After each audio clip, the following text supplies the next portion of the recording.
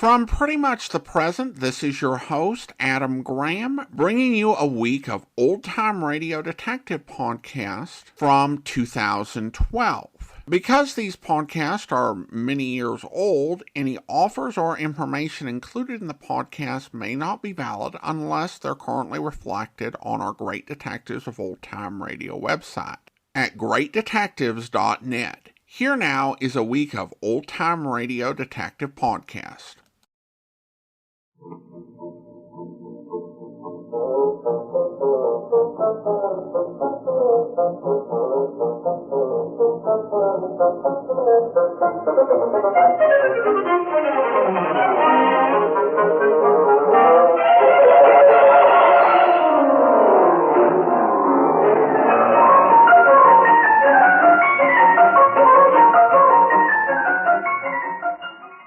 Welcome to the Great Detectives of Old Time Radio from Boise, Idaho. This is your host, Adam Graham. If you have a comment, email it to me, box13@greatdetectives.net. Follow us on Twitter at Radio Detectives and give us a call. The number is 208-991-4783. Well, today's show is brought to you by the support of our listeners. Thank you so much for all of your financial support. It's truly appreciated. And it's time for today's episode of Barrie Craig. We had a few lost episodes between last week's shows and this week's. This episode is entitled Never Murder a Mummy. William Gargan stars as Barrie Craig, confidential investigator.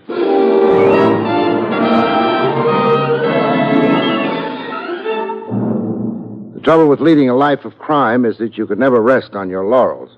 What you usually wind up resting on is a prison cot.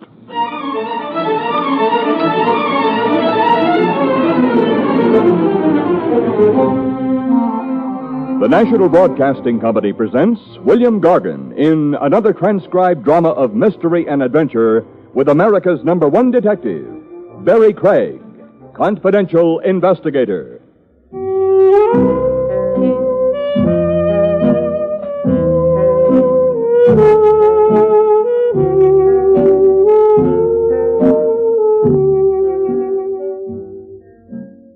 Barrie Craig speaking. Have you ever tried reading Confidential Investigator backwards? It can be done if it's on a glass door you're sitting behind, but it doesn't get you anywhere. Me, it left sitting in my office on Madison Avenue around closing time with nothing to do but wait till I got hungry enough for dinner. Anyway, that's what I thought. Come in.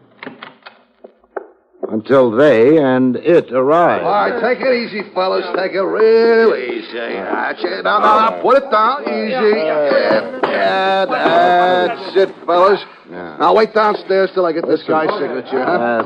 There we are. Okay, mister, right on this line. Well, wait a minute. What is it? What's what? That thing you just dumped in here. Looks like a tree in brown wrapping paper. Maybe it's a tree, maybe it's a hitching post. How do I know? It's not a tree. There's no branches, but a hitching post. A hitching post is something you hitch horses to. I don't hitch horses to anything. I haven't got horses. So now you got a hitching post, maybe you'll get some. There's a clause in my lease says I can't keep horses in this office. Move. There's another clause which says... Oh, forget it. Will you please sign this here? Get the wrappings off that thing first. Okay. Hey, don't look now, but were you wrong? This here came addressed to Barrie Craig. That you? That's me, but that's not a hitching post. Who cares? It happens to be a mummy. Lay off the baby talk. Mummy, as in embalmed. Okay. So now you won't have to buy a horse. I wasn't planning on... You won't even have to move. But what could I use a mummy for? A hat rack? No knobs. So give it away for Christmas. Mister, would you please sign this? Who sent it to me? Mister, I'm just a trucker. Nobody tells me the little secrets. You don't want to sign? How hard is it to forge an X? Goodbye. Hey, come back here.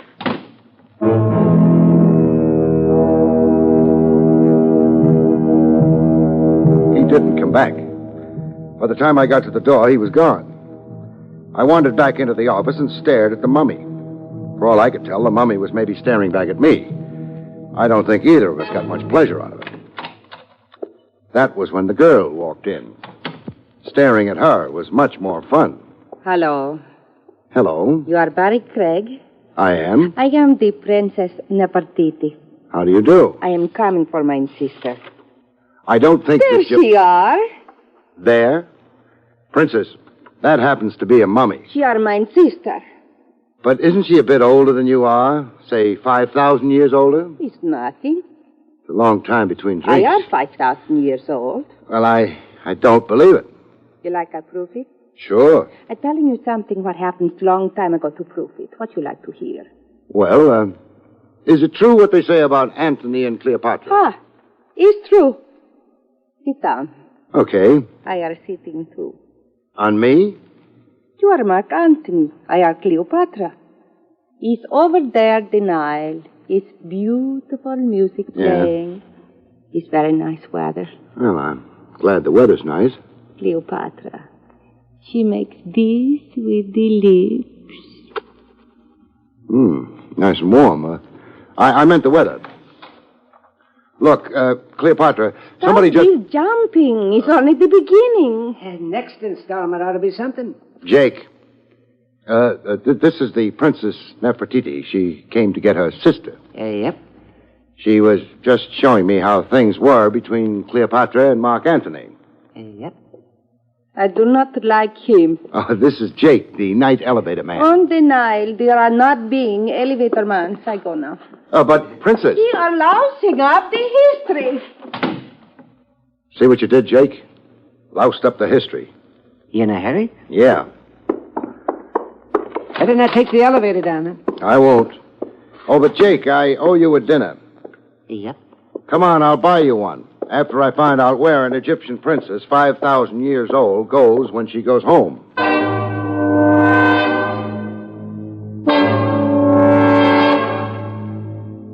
She wasn't, of course, a princess, Egyptian or otherwise.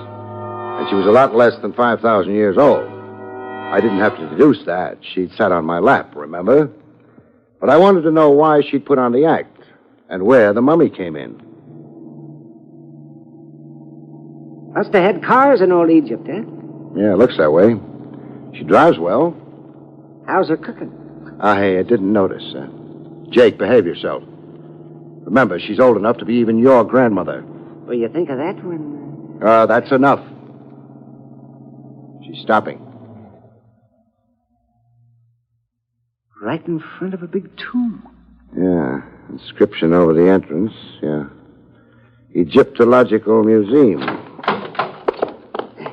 She's gone into the grounds. Cutting around the building. Here's a cement path. There must be an annex to the museum. There's a small house over there. Went inside. We following her in? I don't think so. Not yet, anyway. We'll try the museum first. I'd rather follow her. Jake, the museum might be more interesting. Huh? Well, all right, but... this door might do it.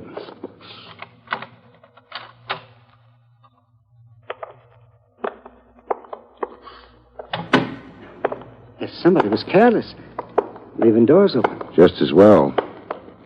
Place is filled with Egyptian relics. And Egyptians. Mummy cases all around. Now, let's try this one.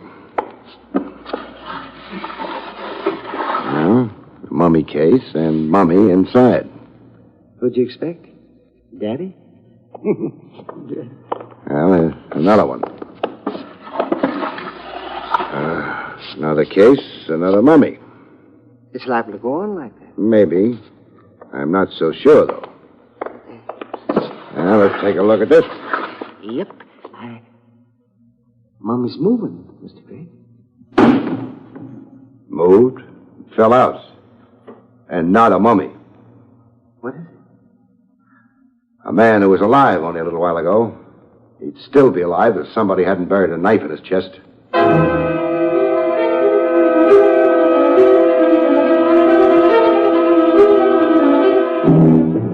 There was no knife around, proving pretty definitely the man in the mummy case had been murdered.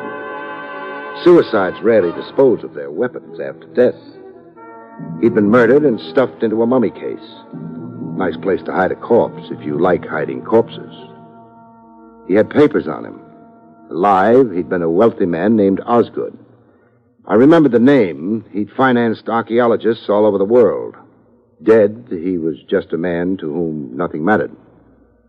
Jake, unless I'm wrong, this museum was one of Osgood's endowments, which makes it a more or less natural place for him to wind up dead. Makes it a natural place for us to get out of. Whoever killed him took the mummy out of that case and put Osgood inside. And then maybe shipped that mummy to me. Why? I don't know.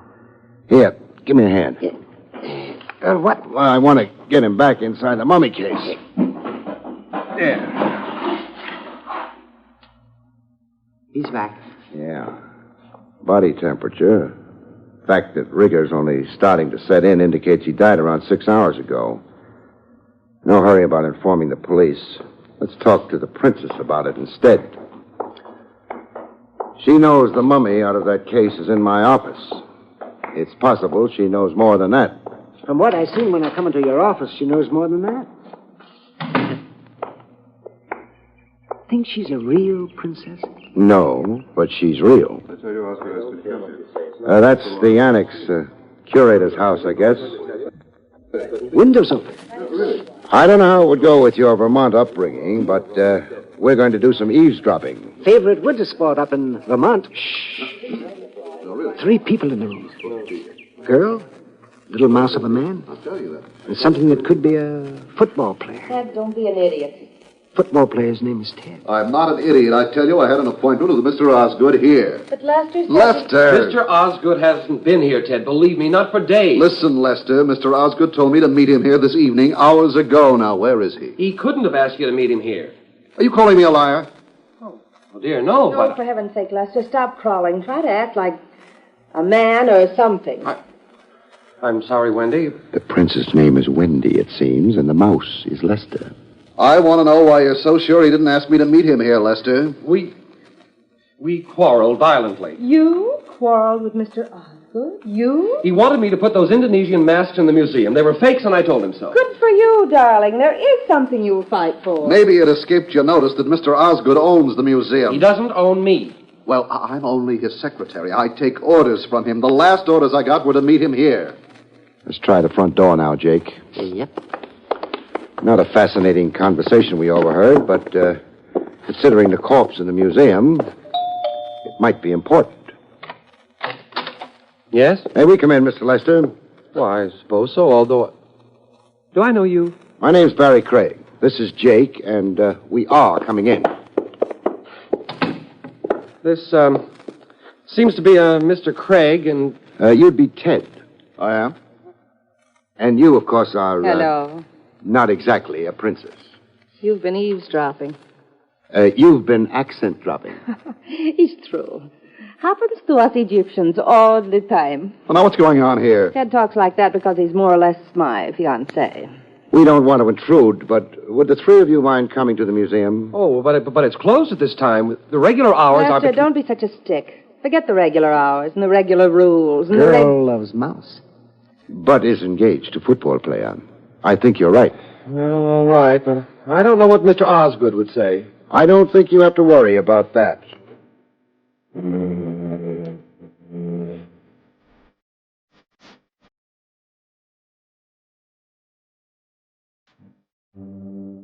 I had inside information on that.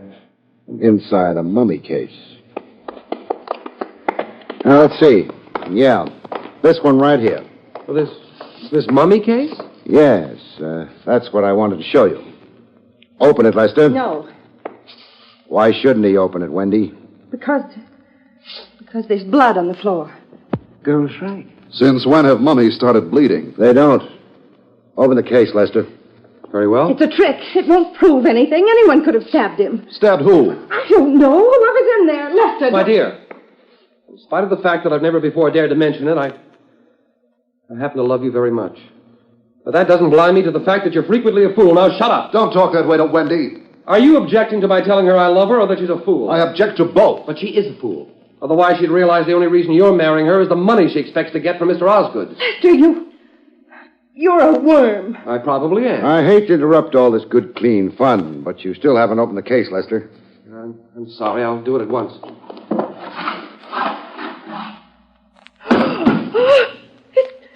It's Mr. Osgood. He's dead, isn't he? He's dead. Wendy, how did you know Osgood was going to be inside that case? I suspected it because he had an appointment with you and didn't keep it And he'd had a violent quarrel with me some days ago. I'm afraid your deductions were the obvious ones, Wendy. But did you have to be quite so sure they were true? The police ought to be informed. Oh, yes. Yeah, I'll phone them. I can't believe all this is real. It's real. It's real as the blood on the floor.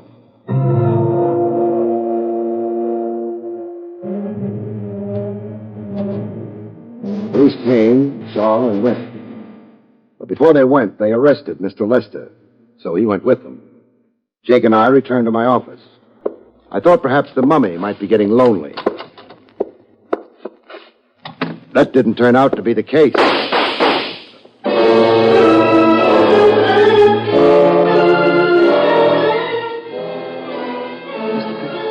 Okay, Jake. Whoever took those pot shots at us is gone. And so is the mummy.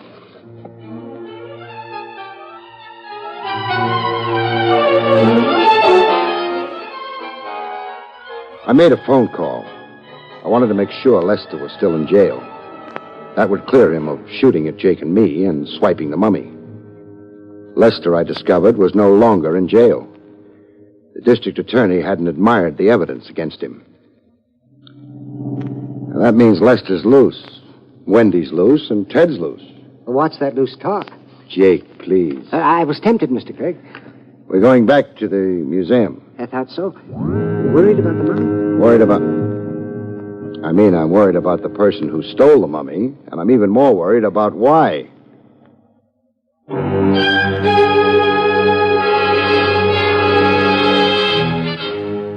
I had an idea why. I didn't linger with it. I was pretty sure I'd never get fond of it. I hoped I'd turn out to be wrong about it.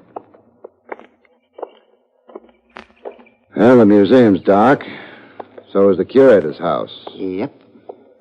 So we'll go to the museum first. Figures? Oh. Don't hit below the belt. Sorry. I want to check that empty mummy case. What for? Make sure it's empty. Uh-huh. Empty mummy case is always empty. Except when it isn't. Taint? Taint. The mummy's back inside. That good? That's bad. Wrong mummy? Wrong something. I'm not sure what.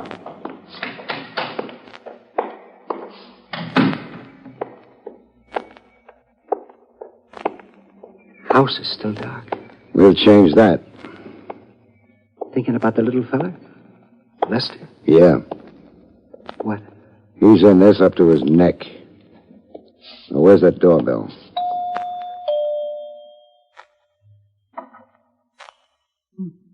Could be asleep. You'll have to wake up. Ain't waking up. We won't wait for him, then. Door's locked and solid. We'd better try the windows. One at the living room we looked through before. It's around the side here. It was ground level, which ought to help. Yeah. It's fastened down. Get out of the way, Jake. Yep. That sounded loud enough to wake the dead. It may have to. Now, most of the glass is out of the way. Now we go in. A light someplace around. Living room's empty. Where would Lester's bedroom be? I don't know. It's a funny smell. You're right. That's gas, which means the kitchen. The smell's getting stronger. The other end of this hallway, which should be the kitchen door. Kind of dark. Stay away from that switch. Huh? Any spark might cause the gas inside the kitchen to blow up. Door's open. Jake, get to a phone. Call the nearest hospital. You'd better see what's in the kitchen first. All right. Here goes. It's real bad. It's hard to see in here. We got to find him. Somebody's laying down near the range. Yeah, I got him. Let me help you. You better. The gas is strong. You got his feet? All right. Outside. The hallway. It's almost as bad out here. In the living room. That broken window there would help. Yep. Oh, it's a lot better in here. We put him down near the window.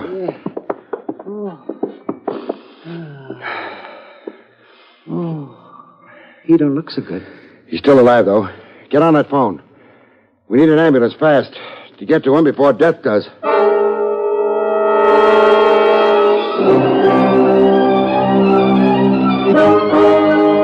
They got to him and took him away. The intern said he had a chance. Jake and I stayed behind in the house. I made a few phone calls, and the air got better. Mr. Craig, was he trying to kill himself? No. There was a bruise on the back of his head. Well, then it was the same one who killed Osgood. Yeah. Hoped to close the case by making it look as though Lester had committed suicide because of guilt. Uh-oh. Company. Oh, dear Craig, I don't like being dragged down here in the middle of the night. You want Osgood's murderer caught? Sure, but there's a peculiar odor. Where's Lester? Out for the moment. That ought to be Wendy.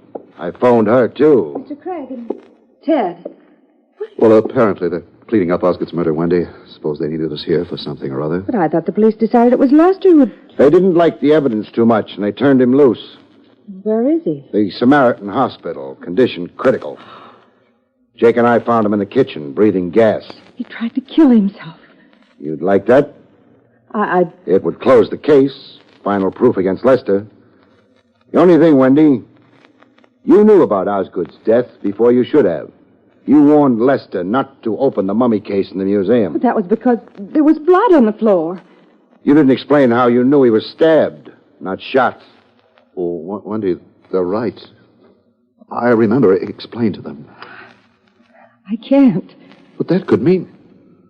Wendy... Oh, shut up, Ted. You never cared about me anyway. All you wanted was the money I'd inherit from Osgood. Well, it's likely to be bloodstained now. I don't care for any of it, I think. Is there anything more, Craig? Oh, one thing. This statuette, what's it made of? What? Granite. Then it should be hard enough. Don't you like Ted? No. He's a murderer.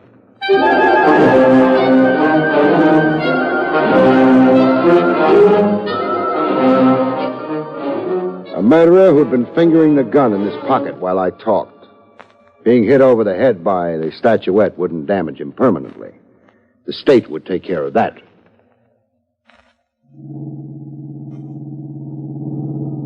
Girl was in a real hurry to get to the hospital. Yeah, I know. What can she see in a mouse like Lester? Catnip? No argument. Jake Ted's motive was the money Wendy was getting from Osgood. He killed Osgood shortly after Osgood had quarreled with Lester. He figured Lester would be the obvious suspect. Anybody ask you to explain? No. Now, why was the mummy delivered to me? Simple. Ted wouldn't have. He'd framed Lester and would have left things the way he'd set them up. So it had to be Lester himself. He wanted me to help him. He gained a little time. Thought you said nobody asked? Nobody did, but I'm telling you. Now, Wendy had seen Lester, so she came to my office to try to get the mummy back. Proof she was innocent. But if nobody asked you, why are you explaining? I'm not. I'm just dropping you off at the building. Oh. Well, thanks.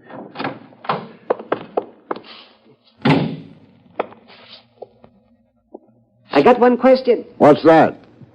Is it true what they say about Anthony and Cleopatra?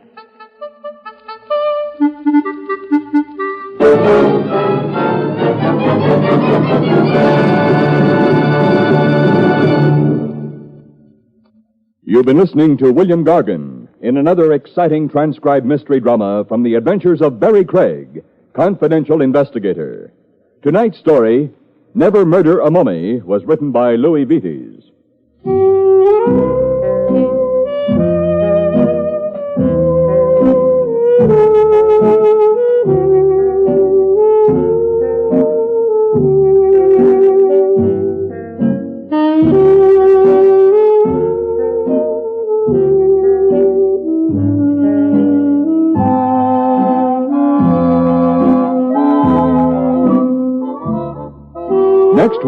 It's the strange story, Butlers Can Be Innocent, about which Barrie Craig has this to say.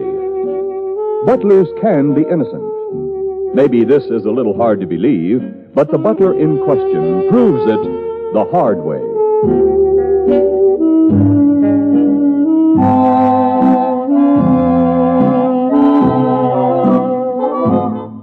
The National Broadcasting Company has just brought you an NBC Radio Network production with William Gargan, starring as Barrie Craig, Confidential Investigator, directed by Andrew C. Love.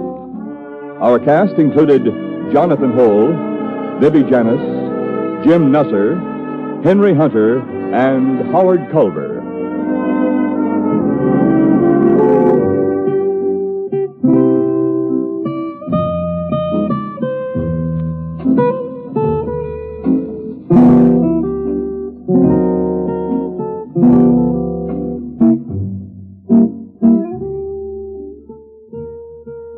Join Groucho Marx for You Bet Your Life tonight on the NBC Radio Network.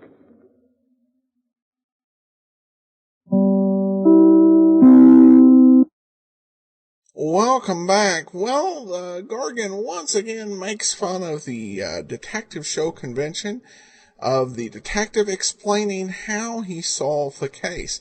Though, to be honest, that's probably, of all things in the detective genre, that's probably the one thing that to me seems the most natural if it had happened in real life where somebody had solved a mystery. I'd like to know, well, how did he do it? But anyway, another episode, I should mention the episodes that were missing in the line of shows. We had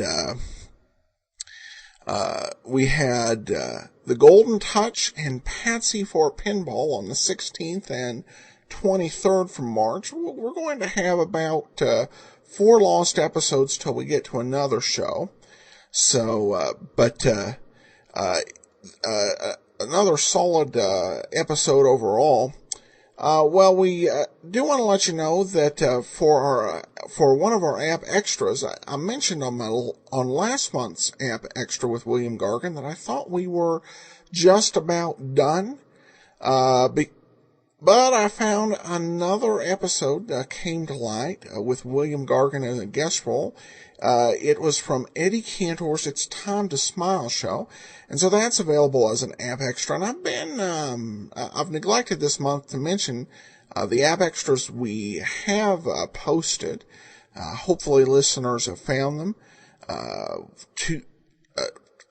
On episode 6, 8, 5, we had a John Lunn app extra, and on episode 687, we had a Pete Kelly's Blues app extra, an episode of The Whistler with Jack Webb. So I hope you enjoy those if you have the app or the premium site.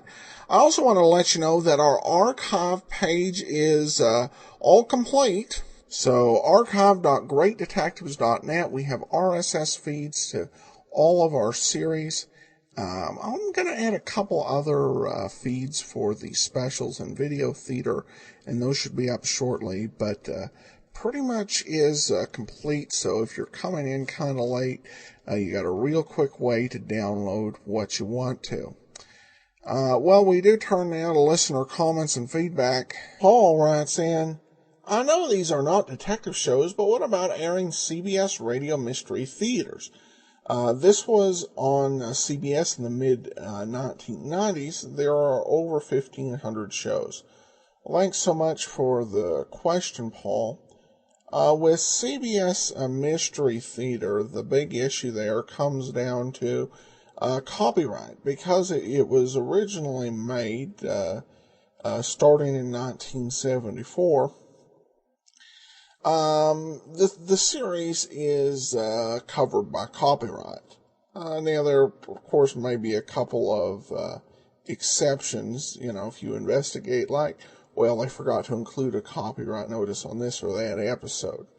If a show's got a copyright, I generally stay away from it, not only because of the legal issues that are involved there, but also because, I'm a writer and I respect, intellectual property rights where they exist and don't want to step over that line. Radio theater is kind of interesting. They've not done a commercial release, though. There are a lot of fans of it.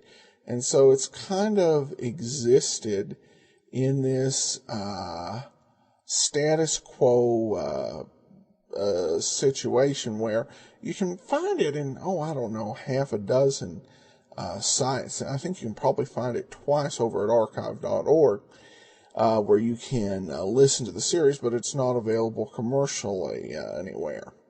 So my recommendation, folks want to hear Mystery Theater, just search the web. My only big regret about not doing Mystery Theater episodes is that they did do several adaptations of Sherlock Holmes, including some that weren't done in the old-time radio series.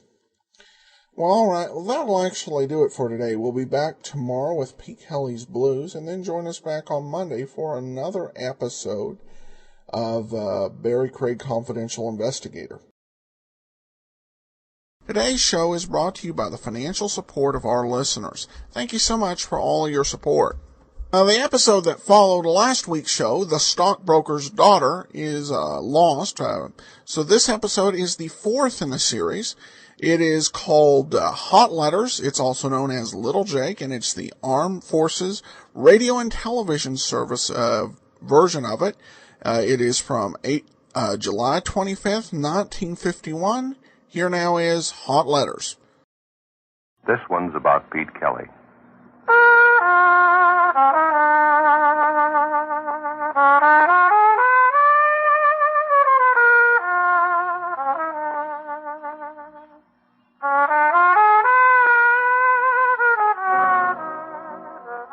It's about the world he goes around in. It's about the big music and the big trouble and the big 20s. So when they ask you, tell them this one's about the blues. Pete Kelly's Blues. Pete Kelly's Blues, starring Jack Webb, with story by Jim Moser and music by Dick Cathcart.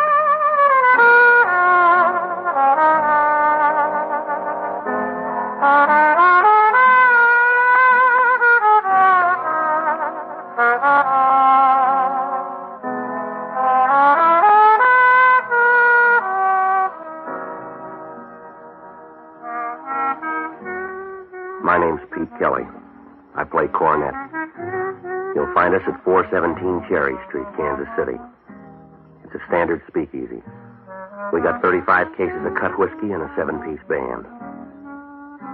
We start every night at 10 and we play till 6 in the morning.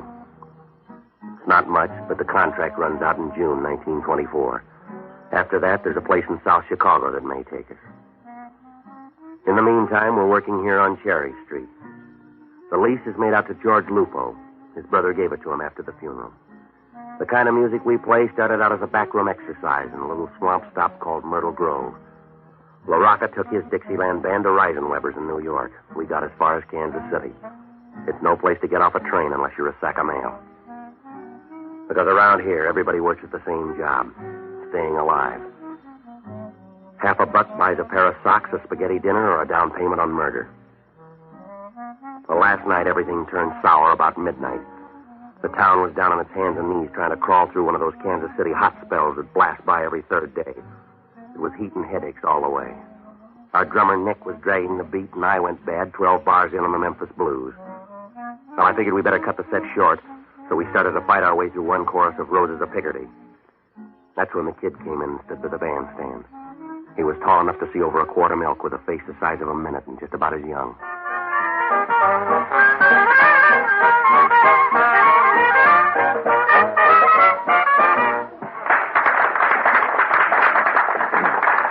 All right, let's get off for a while. Who's your friend, Pete? I don't know, but he must be tone deaf. Mr. Kelly! Mr. Kelly! Yeah, son. I heard you play. You sound good. We've been better. What's on your mind? Father Cronin sent me to see you. Are you doing a little missionary work? Oh, no, sir, nothing like that. I'm an altar boy over there. Father calls me Little Jake. We sure got you working the late shift. I've been trying to get a hold of you all day. Father wants a favor. Well, make it a small one. I'm all out of the big one. And he just wanted to know if you could come by St. Timothy's and see him. He said tomorrow morning right after the 9 o'clock. Okay. Tell him he keeps terrible hours. I'll be there. Thanks, Mr. Kelly. Hey, Kelly. Yeah, that's right. Tell the kid goodbye. He knows his way out. Should I go, Mr. Kelly? Beat it, kid. Yes, sir. Goodbye, Mr. Kelly. Yeah, goodbye, Jake. You got someplace private? We'd like to talk. This is my office. Now listen hard, Bright Eyes. There's enough gun in this coat to blow you right through the wall. I'll take your word for it. We coming in nice and you get funny mouth. Now you got someplace we can talk. I can't leave. I got to do a number. Do it. We'll be right here about 10 feet from your stomach. Yeah. All right. Let's go. You look sick, Pete. What's the matter? I feel fine. Who's sorry now? Everybody ready? Let's go.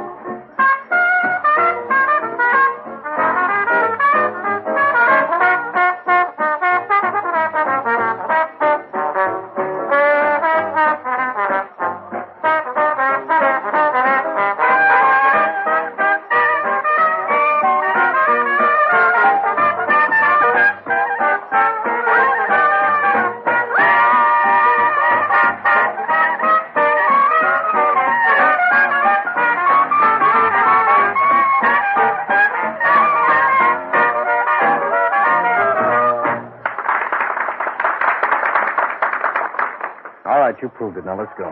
Yeah. Keep them going, Red. How many shall we do, Pete? If this works out, about 10 minutes worth. Let's go. The alley will do.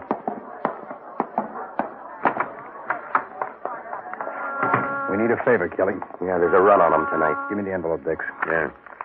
You got an inside coat pocket, Kelly? Come on. Either throw or pass the dice. Hold him, Dix.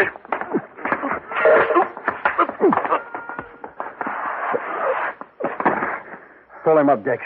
Come on. Up. Yeah. Now, this is how. Here's an envelope. It goes in your inside coat pocket, and it stays there until 6 o'clock tomorrow night. You don't open it, you don't mess with it. What happens at 6 o'clock? You'll be the first to know.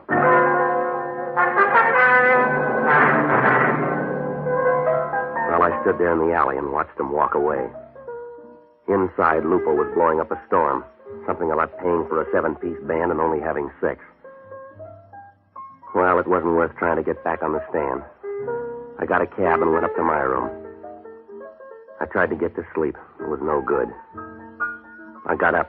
I was sick to my stomach. After that, I went to sleep. The next morning, I made a pass at some breakfast and tried to look through the sports page. Harry Heilman got 4 for 5 against the Red Sox, but that's all I read. That envelope had me. People have been taken out in alleys before, and they've been worked over, usually to get something away from them, not to give it to them. No matter how I tried to put it together, it wouldn't come out. Thin or fat, it wouldn't slice. I had the envelope, and I had to wait till 6 o'clock. Well, I gave up on the coffee, and I started over to see Father Cronin. It was a little after 9:30 when I started up the steps of St. Timothy's. I figured Mass was almost over, so I hung around in the vestibule for a couple of minutes, trying to look like a part-time bell ringer. Hi, Mr. Kelly. Hello, Jake. Father's back in the sacristy, Mr. Kelly. He said for me to show you the way. They move it? No, sir. All right, Jake. Show me the way.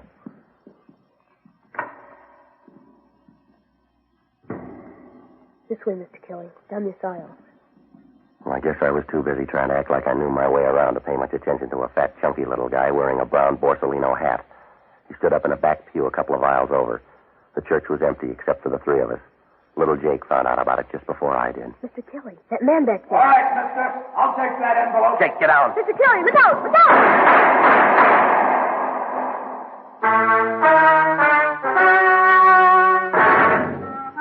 Well, in Kansas City, you learn early to look for trouble. Any place, any time. But this is the first time it caught up with me in the middle of a church. The last 3 shots were a waste of money. Jake went down like young wheat in a hailstorm. When I grabbed for him, I hit my head on the base of a marble pillar. I lost the edge right there. By the time I hit the street, he was gone. I guess I covered every alley and street in the neighborhood. But it was like trying to wash a pail of dirty water. I don't know how much later it was when I stopped for a minute in an empty doorway and tried to remember what I was chasing. Well, a siren was crying off somewhere in the distance, and I started back for the church. The coroner's wagon was just pulling away as I got there. I didn't see Father Cronin around, so I went back to the rectory and rang the bell. He came to the door in his shirt sleeves. He stood there for a minute just looking at me. And then he motioned me inside. In here. Sit down. The kid, Father, little Jake. He's dead. You want a blow-by-blow? Yeah, I know, Father. I was there. Sure you were there. You're always there. I should have known better than to call you. I should have known it meant trouble. Oh, wait a minute, Father. This wasn't my party. I called you here today to ask you a favor, Pete. Yeah, I know. You don't know. It's too late now. We were going to have an altar boys picnic tomorrow at Washington Park. I wanted you to play a little music for us. We won't be going now, Pete. We got a funeral instead. Yeah. What do you want me to say? Don't say anything, Pete. If you've got any private fights, that's your business. But don't bring your beefs into the church. I never saw the guy before, Father. Don't kid me. He didn't come in here to shoot little Jake. Now, look, I know this is hard to understand. You bet it's hard to understand. We've been over it before, but you ran with the same pack. You hung on to the same friends. You had it all figured out. Well, you figured this one, Pete. There's a 9-year-old boy on his way to the morgue. He took a gangster's bullet that you earned. Now you go ahead. Figure it. I got this envelope. I don't want an explanation. Take your excuses and peddle them where you need them. To the bootleggers and the gunmen. Take them to your crowd. This envelope, Father, they shoved it in my pocket. I was out in the alley behind the club. 2 guys, they worked me over. I didn't think they'd try anything like this. Neither did little Jake. All right, Father, I told you I was sorry. Go on home. Why don't you stop cutting at me and say a prayer for that kid? I would, but I'm too busy praying for people like you.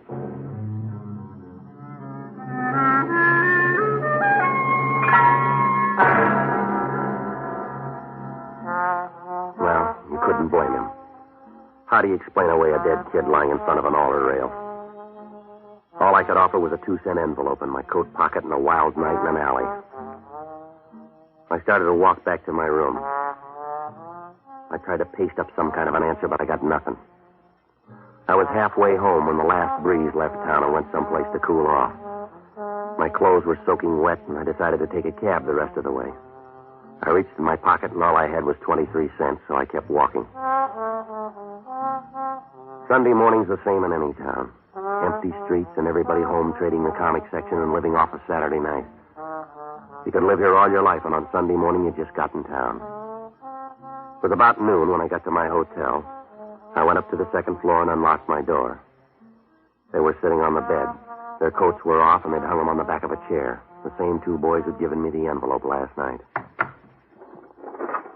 Got a real hot room here, Kelly. You ought to move off this cord. Yeah, next time I'll get twin beds. Is everything all right with that envelope? It made a murder, mister. You take it. Put it back in your pocket. Now get this, both of you.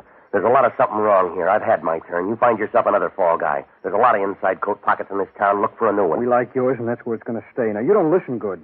Me and Dex put it out last night, and you didn't pick up on it. We got you on board, and we'll tell you when to get off. 6 o'clock, boy. How long do you think this jag will last? Look, I'm cashing in. I've had enough. What were you doing this morning? Trying to pray your way out? The priest wanted a favor.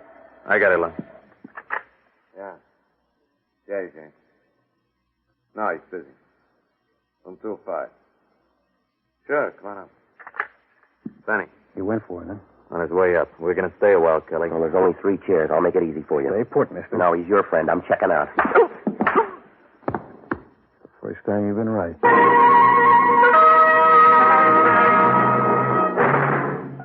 Well, it happened so fast I didn't even see his arm move.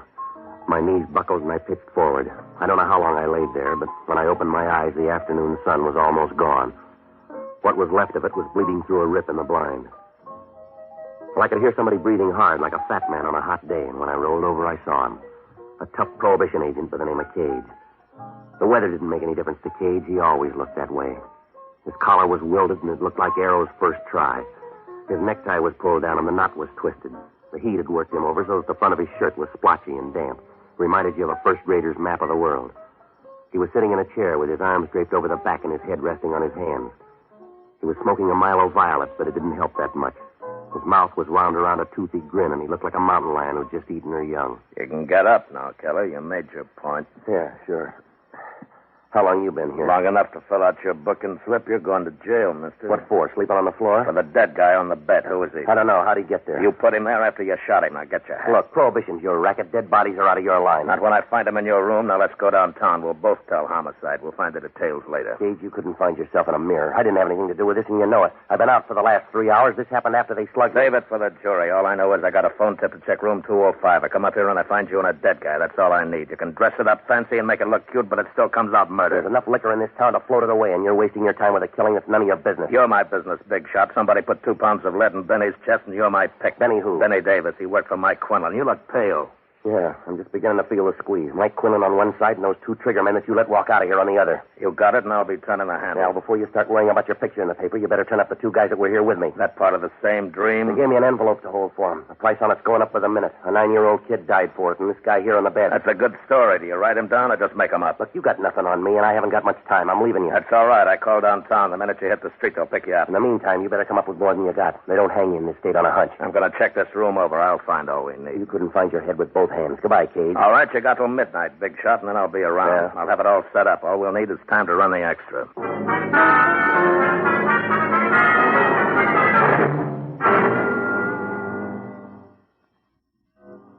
Well, I could have used a cold shower, but with Cage there, I didn't have the room to dry off. I went down the hall and headed down the back stairs. I figured even if Cage was right about calling downtown, I might have an edge if I moved fast enough. The sun was on the downgrade, but it didn't make any difference. It'd done a good job all day, and the heat was boiling up out of the ground. If I was going to come out at all, I had to have some help. So I started to look for the only honest guy I know, an ex-bootlegger by the name of Barney Ricketts. The only bootlegger in the country that went broke in 1922. He drank himself out of business. I phoned 8 different places and tried 4. Nobody'd seen him. I was about ready to give up when I finally found him sitting in the middle of a bourbon fog in a little Spanish joint somewhere on the edge of the East Bottoms. He was sitting at a back table trying his best to make time with a plaster bust of Queen Isabella. P.T., my boy, you're just in time. I'm not quite certain, but I think the young lady here has a friend. I got to talk to you, Barney. If you're any good at all with Spanish, now's the time. I was positive she'd loosen up on this second bottle of wine, but no, she's utterly uncharitable, and I think she's a picture of a perfect boy. Yeah, all right, Barney. To a member of the old Castilian school, there can be no excuse for the conduct she's exhibited. Yeah. Why, do you know I was even good enough to buy her 3 rounds of Portuguese brandy? Imported, mind you. But what do I get for my pains? Not even a civil thank you. All right, listen to me, will you, Barney? I've been sitting here in the most gentlemanly fashion, sipping this delicate nectar and trying vainly to keep the party going. But does she help? No! I've talked to her about politics, medicine, literature, Keats, Byron, Shelley, Faith Baldwin. I've even talked about the weather. Barney, she's a statue. Oh, a simple oversight, P.T. It could happen to anyone. Now, look, I'm in trouble. Of course you're in trouble. You'll always be in trouble because you're a child of adversity, a son of scorn.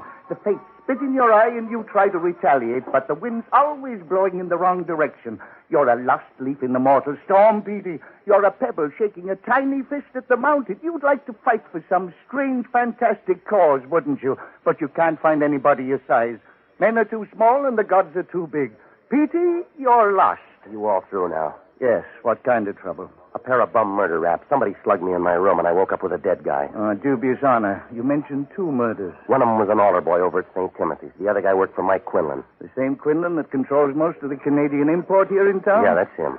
Time's short. Let's finish the brandy. 2 guys started all this at the club last night. Names are Ludd and Dex. Mean anything to you? This'll all sound better with more brandy.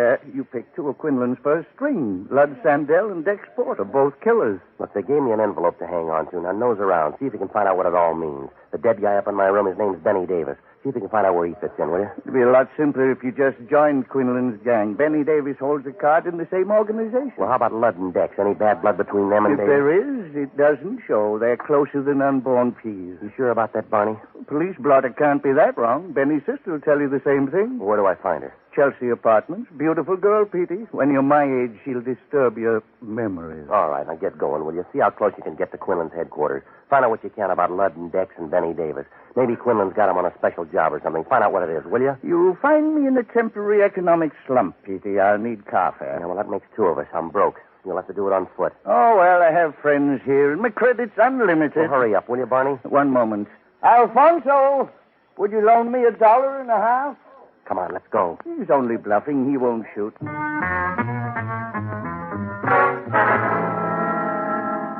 Well, Barney headed down toward Bale Street from Mike Quinlan's place, and I started across town for the North End and the Chelsea apartments. I couldn't begin to work it out. If Dex and Ludd were such good friends with Benny Davis, why did they kill him? And if they didn't do it, who planted his body in my room and why? Well, I was running way late and there wasn't much time to catch up. I finally found the Chelsea apartments on the corner of Stocker and Bales with an old 3-story wooden frame. I checked the mailbox, and Louise Davis was down for apartment 17. Well, inside, the hallway was dark, and a couple of gas jets were smoking up the ceiling. There was a potted palm by the foot of the stairs, and it looked like it was growing out of old gum wrappers and cigar butts. Apartment 17 was at the rear of the first floor. She answered the door, and you could tell right away Barney was right. She was pretty, and she had enough smile to last you for years. Yes? You Louise Davis? That's right. I can do better for you. You're Pete Kelly. I've heard you play. Yeah, well, so far you're batting 1,000. Can I come in? Yeah, sure. You didn't bring your band, so it must be a social call. I'll make this short. It's about Benny. What about him? That's what I want to know. He's got a couple of friends. I got to know about him. Benny isn't that popular. You mean Ludd and Dex? They'll do. They got trouble, and they're cutting me in. What kind of trouble? No, I'm not sure. That's why I came to you. I can't help you. They never tell me what they're doing. Well, they gave me an envelope. They told me to hold it till 6 o'clock tonight. You haven't got any problem. You'll know in an hour. Yeah, well, maybe I'm tired. I want to know now. I'll take any lead you got. They found out I told you this. They might not like it. They got some kind of a beef with Quinlan. Does Mike know about it? I wouldn't know. I just heard him talking one night. They're not happy with the money Quinlan gives them. They got any plans? I don't think we better talk about this. Let me get you a drink, huh? Now, look, this is the last trip around for me, lady. I got to have everything you know. You said something about an envelope, didn't you? That's right. You got it? Right here. If you open it, you'll understand everything. Well, they gave it to me sealed. They want it back the same way. If you want to be around to give it back, you'd better open it. You got a guarantee handy? All I know is the three of them are working on something big. I don't know what it is, but I heard some talk about an envelope. Your choice. You asked for a lead and you got it. Yeah, we'll hold hands when they cut me down. You got a letter opener? Pete, look out!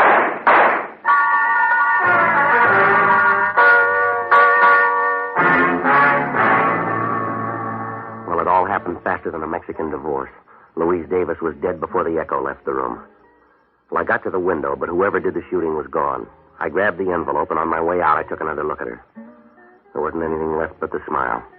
I cut through a couple of back lots and down an alley. I stopped in the doorway and opened the envelope. Inside was a handful of typewritten sheets. Looked like a lot of headache for 5 pieces of paper. And then the bell rang. 2 of them were consignment slips for 8,000 gallons of high-grade Canadian whiskey. The other 3 slips were detailed breakdowns for a convoy of trucks. They showed special truck routes over the Canadian border into the States to miss the hijackers and the prohibition agents. They showed a day-by-day schedule for each truck on its trip down from the border. Well, it's not too tough to hijack a load of booze, but when you got it laid out right down to the time, the place, and how many bottles, it's like money in the bank. Well, I knew right then why the envelope meant so much to Ludd and Dex. What I couldn't understand was where they got it. Why they gave it to me to hang on to. Well, maybe they were working for Quinlan, but why didn't he have the papers, and why weren't they in his safe? Mike had a big one. Well, the questions were still piling up. There was an outside chance, but I couldn't stand still, so I crossed over to the Kansas side and headed down Boulder Road to Fat Annie's place. Maggie Jackson did 2 things good. She sang the blues better than the guy who wrote them, and she could pick up an idle rumor at 3 miles. Hi, Pete. Maggie, what do you know? I knew you'd be here tonight. You always come in together. Trouble and Pete Kelly. Yeah, I know. I never come around except when I need something. As long as I have it to give, you got it. It's Mike Quinlan this time, ain't it? Well, that's part of it. I'm in it up to my ears. You got an envelope, I heard. Yeah? Mike Quinlan and some of his boys have been here about an hour ago. They tore the paper off the walls looking for you and Dex and Ludd. Dex and Ludd? Mike wants all 3 of you. Yeah, anything else? No. Barney Ricketts called for you. Did he leave a number? He's still waiting on the phone. I took the call. He said you'd end up here, so he just hung on. Well, I'll get it right now. Yeah, the boss is kind of mad. The phone's been tied up for 2 hours. All right, thanks, Maggie. Sure, and good luck, Pete. Hello, Barney? There you are, Petey. That'll be $1.25 for another 3 minutes. Yes, all right, operator. Alfonso, 5 more quarters, please. No, the quarters. Just a minute, Petey. Alfonso doesn't know the quarters from the house. Yeah, well, hurry up. That's right. Thank you. Now then, Pete. No, Alfonso, no more money for the moment. What's going on, Barney? Where are you? Fort Madison, Iowa. I'm troubleshooting for you, Pete. Well, what'd you find out? It's a double cross. Mike Quinlan's involved in one of the biggest deals of his career, and Benny Davis, along with Dex and Ludd, stole the consignment papers. Yeah, I know. That's what's in the envelope. You better get them back to Quinlan. I understand he's been tearing up the town for him. Well, what do I do about Dex and Ludd? Yes, you might easily end up like Benny Davis. Seems Ludd and Dex didn't want to split it 3 ways, so they killed him. You sure about all this? That's why I'm up here in Iowa. I suggest No, I'll see you when you get back. It's been a gay, mad world, Petey. We drove 60 miles an hour all the way up here. Yeah? Alfonso's drunk. He thinks the phone's a slot machine. He's waiting for the payoff.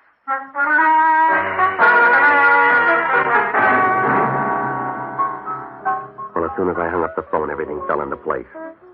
I had one big worry, to get back to the club and unload those papers before Quinlan caught up with me. Well, almost everything made sense now, except the killing of Louise Davis, Benny's sister. It was easy to see why they dropped Benny along the way, but why his sister? How did she tie in? Well, on the way back to town, I mulled over a couple of possibilities, and I figured maybe I came up with the answer. I started back for town, and it was rough all the way. I kept thinking any minute I'd bump into Mike Quinlan, and I couldn't be sure that I'd lost Dex and Ludd. It was almost dark by the time I got back to the club. The band was waiting around for the Sunday rehearsal. We ran through one number, and then things got cloudy. Now, Kelly. You're early, Dex. Close enough. No, not for me. You said 6 o'clock. Your horn's no match for this gun. Give me the envelope. 6 o'clock, Dex. All right. Let's try someday, sweetheart. Hand me that plunger, will you, Red? I'll give you the pickup.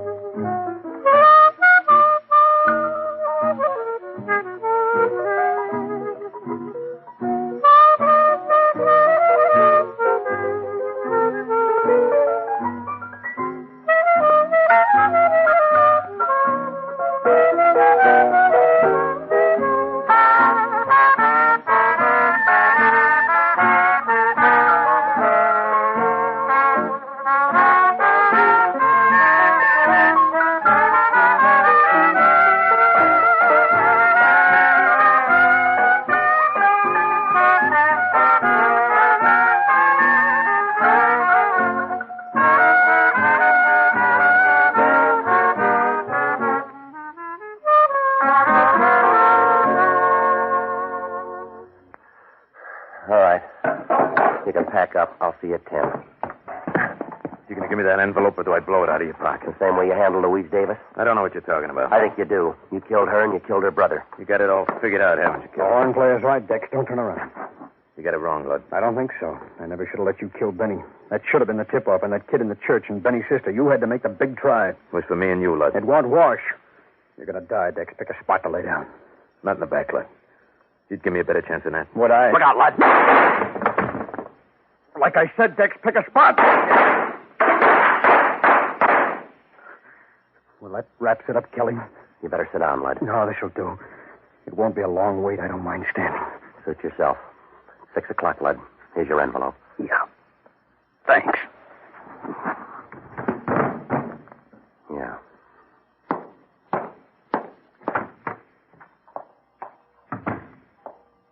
Hello, Pete. Hi, Father. Just going to stop by. I heard the gunshots. I knew you'd be around. Well, let me tell you again, Father. I'm sorry about Jake. I don't know what else to say. I'm just sorry. I believe you. We'll have the funeral for little Jake tomorrow. Maybe you want to stop by. Yeah. Some things never figure. A 9-year-old kid shot down. No reason for it. None in the world. 9-year-old kid. It's done, Pete. Don't waste your pity on little Jake. He's got a big lead on both of us. I don't get you, Father. You and I should die as good as a 9-year-old.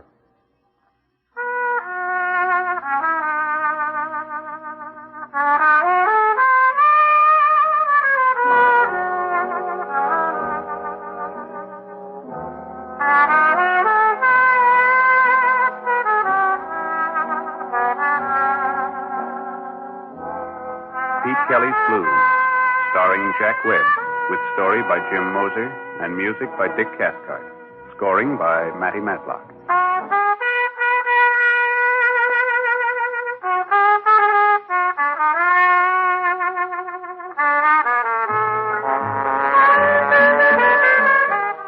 The music of Pete Kelly's Big Seven consists of Dick Cathcart on cornet, Matty Matlock on clarinet, Nick Patul on drums, Ray Sherman on piano, George Van Etz on guitar, Judd Donat on bass, Mo Schneider on trombone.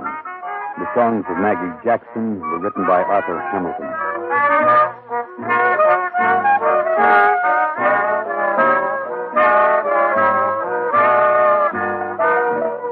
Pete Kelly's Blues is a presentation of the United States Armed Forces Radio Service.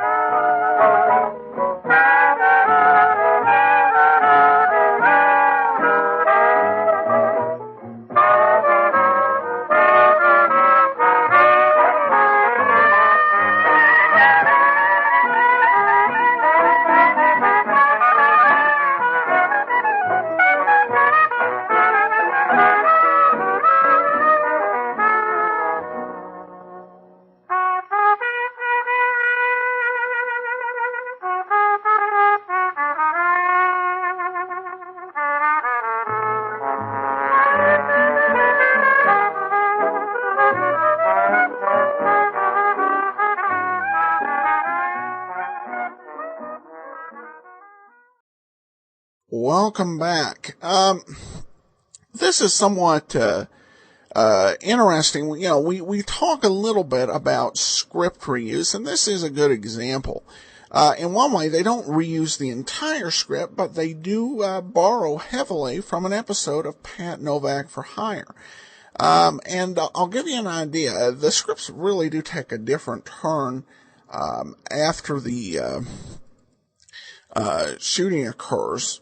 But just to give you an idea of how this was borrowed, let's go ahead and we will take a listen to this clip of Pat Novak going in and being confronted by a Catholic priest in San Francisco. And this was done about 2 years before this particular episode of Pete Kelly's Blues. He came to the door in his shirt sleeve. He just stood there for a minute looking at me. Then he motioned me inside. You want to see me, Father? Yes. I'm here. Sit down. The kid, Father. Little Jake. What do you think? Well, he goes fast? Instantly. I'll get the guy, Father. I'm not asking that, Patsy. I'm not asking you for anything anymore. Unless I need trouble. No, somebody told you a bad story, Father. That wasn't my gun. I should have known better than to call you. I should have known it meant trouble. It's your middle name, Patsy. You're married to it. You're looking for the wrong man. It wasn't my party. I called you here tonight to ask you a favor, Patsy. Anything you want, Father. It's too late now. We were going to have an outer boys picnic tomorrow at Paradise Cove. I wanted to borrow one of your boats. We won't be going now, Patsy. We've got a funeral instead. Yeah. What do you want me to say? Don't say anything, Patsy. Just listen for a minute. I asked you to come up here tonight, but I didn't tell you to bring your friends. If you've got any private fights with those waterfront hoods, that's your business. But don't bring your beefs into the trip. And I tell you, I never saw the guy before. I don't know anything about it. He was shooting at you when he hit little Jake, wasn't he? What else am I supposed to think? Yeah. They find a murder gun? Nothing else than you can leave, Patsy. I like you better without the temper, Father. And I liked you better before your hands got dirty, Patsy. I warned you about that waterfront crowd, the cheap bugs, the cheap women.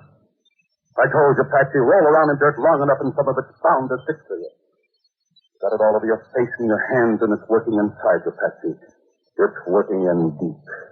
That's the end of the sermon, Father? I tried to warn you, but you had to figure. Well, figure this one, Patsy. There's a 9-year-old kid on his way to the morgue. He stepped in front of a bullet and saved your life. Now go ahead. Figure it. Yeah, I will, Father. But you better be on call when I catch up with the guy. He's going to have a lot of praying to do. Well, definite similarity. Oh, I do prefer the Pat Novak story better.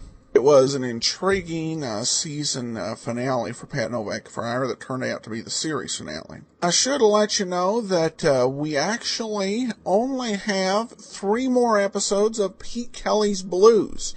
So coming in 4 weeks, be sure and listen to Leonidas Witherell. A definite change of pace, a mid-1940s detective comedy starring Walter Hamden, and that's coming in 4 weeks. All right, well, we turn to listener comments. Heidi asks, I've been meaning to ask this question for a while. Why are nearly all the detectives single, including Candy Matson? Actually, there are many married old-time radio detectives besides Mr. and Mrs. North? Well, I think that one reason you don't see a whole lot of married radio detectives is there are some places, particularly when they're happily married, the plot's just not going to be able to go. There certainly were some married detectives. We've already played a couple, and you can go into our archives at archives.greatdetectives.net, and we did 2 series back-to-back. We did The Thin Man. We did Adventures of the Abbotts. In addition to that, there's the series It's a Crime, Mr. Collins. And they all kind of worked in a similar way with a more lighthearted touch overall, and that mixture of detective and comedy. And you see similar feel with even some more modern shows, like in terms of television, like Heart to Heart.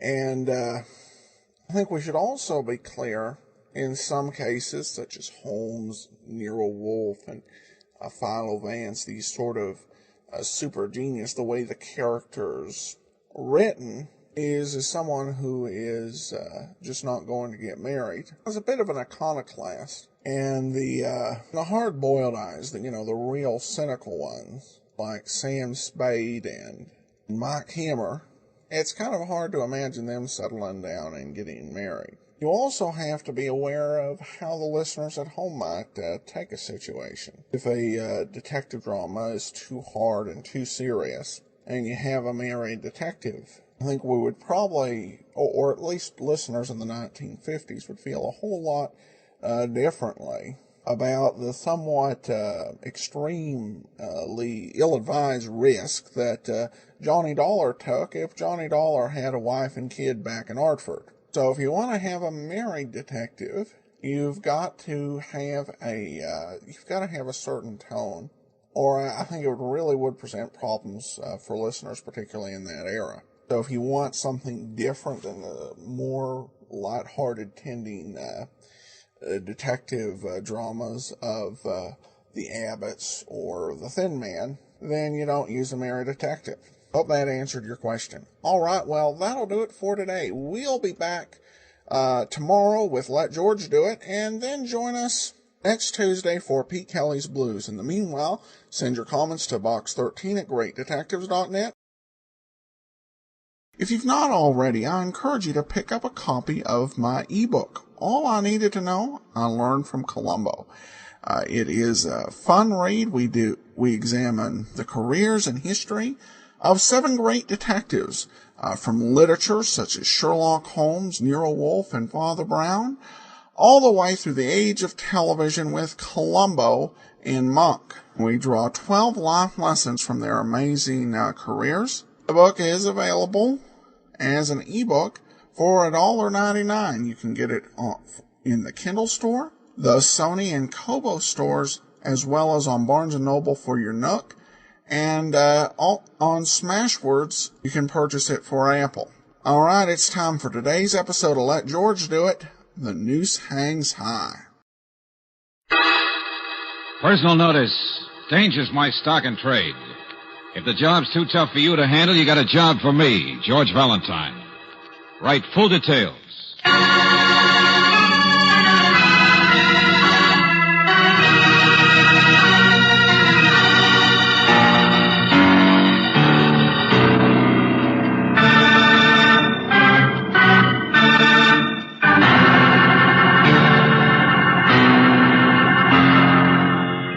Standard Oil Company of California, on behalf of independent Chevron gas stations and standard stations throughout the West, invites you to Let George Do It.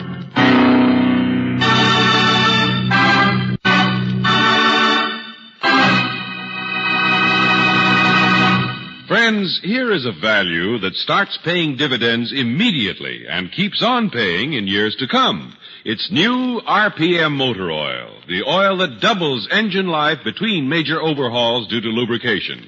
Try it at your independent Chevron gas station or standard station where they say and mean, we take better care of your car.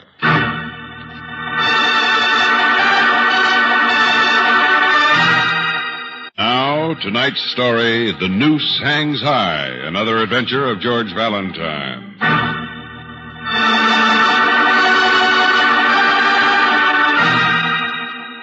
Dear Mr. Valentine, I'm J.H. McHugh. I'm editor of the local Sunday magazine section, and come to think of it, I've always wanted to run a feature on you, that crazy admiral, but I figured the true revelations of a Turkish secret policeman had more family appeal, and so I forgot about it.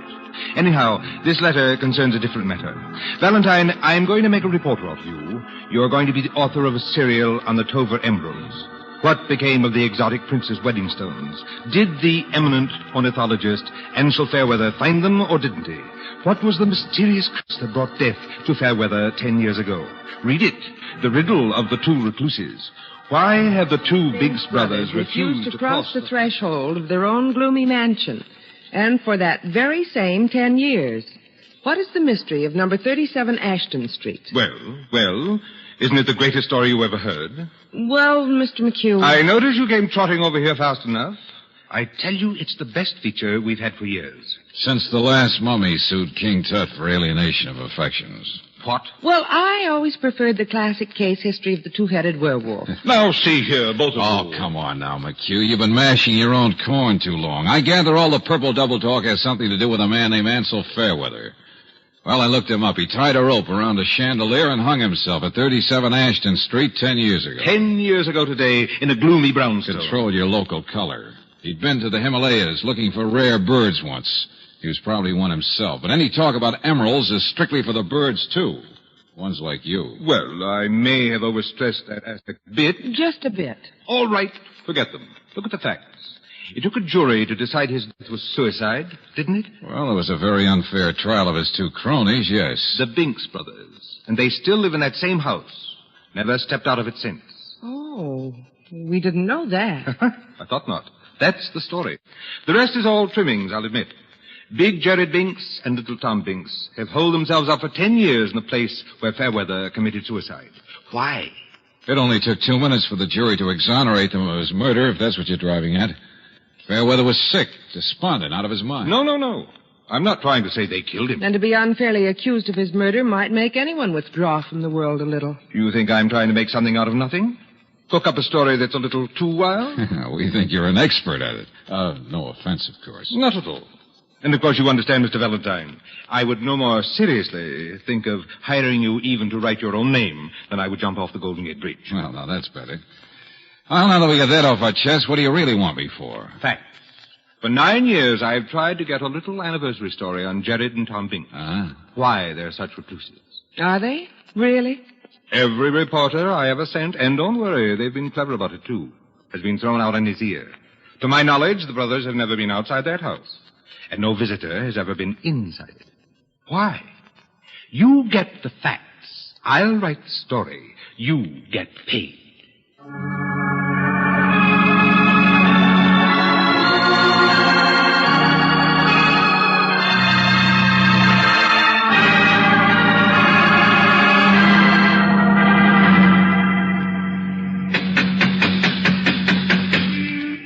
I hate to leave before I see you thrown out. Brooksy, you're a sadist. Look, you go and check on Fairweather's death, would you? Uh-oh. Here's the little one. Oh, and how do you do, sir? My name is Valentine. How do you do? I represent the City Fire Protection League, Department of Fire Inspection Service, in the interest of fire prevention. I'm sure you won't mind my taking a few minutes of your time for an examination of the premises before I... What's the matter, friend? You're not listening. Well, perhaps they have a card here which Is that girl with you? What? Me? No, I was just asking directions.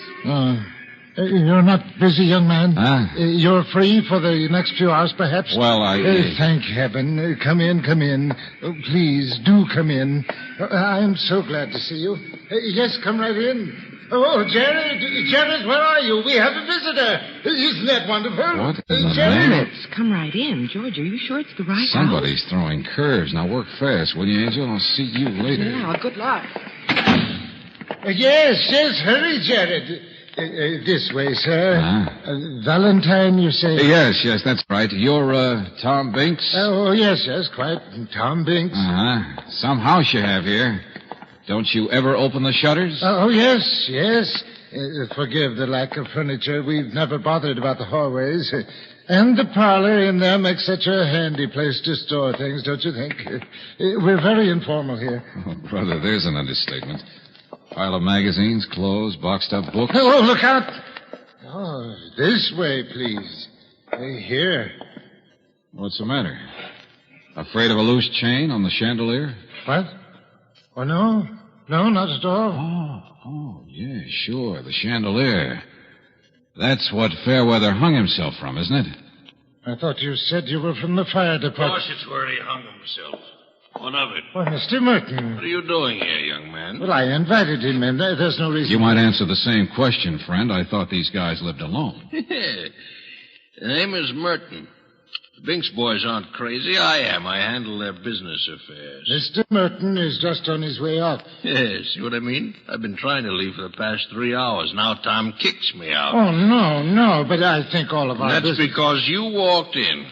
I make one visit a year to this place. I spend the rest of the year calming down. I don't follow you, but I guess that's all right. Yeah, of course you don't. Who could? You don't know it, but you've been tapped to take my place holding hands. What? Now, Mr. Valentine is interested in our work, and I was just going to show him to the house. It's all yours, son. You scare the boogeyman for a while. The boogeyman? Yeah, sure. Make a good story for you. Now, come on, tell the truth. What newspaper you from? Newspaper? None. But what's the story? Oh, I don't really care who you are. Tom, where's my coat? I hung it up. I'll get it for you. Boogeyman. That's the story, you know. It's a haunted house. Okay, Buster, I'm dumb. What's going on? So am I. Valuable property, but kept in a mess. Good securities, but all gummed up. Couple of loony clients, that's all. Well, look around you. Nuts. Lived alone so long, they imagine that... No! Hey, what's the matter? The light cord. Merton, look. Oh, Jared, come down here. For the love of what? Hey, you see, another knot. It's tied in a knot like the others. The light cord in the closet here. Tied in a hangman's knot. A noose. He's found some others around like that. Well, now, who's the practical joker that did None this? of us. That's it. None of us ties those knots. What is it, Tom? What is it? Look here. I didn't do it. Well, of course you didn't. No one did. Oh, Jared, this is Mr. Valentine. I asked him to... I could hear you from upstairs. I could hear. I don't think it is good to ask people in. Hey, you see, young fella, you haven't got a card to the club like I have. You have finished your business, Mr. Merton. Get out. Jared, now wait. I know what happens when people come in, but... I'm not afraid of any nooses. There is nothing for anybody to be afraid of. Please, Jared. Perhaps you tie the nooses yourself, Tom. What? Perhaps you don't know that you do. But it's all right. There's nothing to be afraid of. No, I don't. It occurred to me when I saw the shadow on the stairway. From this same noose, I suppose. What shadow? Stairway? Oh, no. This door was shut. Oh, brother, now, take it easy, Tom. Oh, look. Yes. You can see it on the wall. It's a shadow of a noose this time.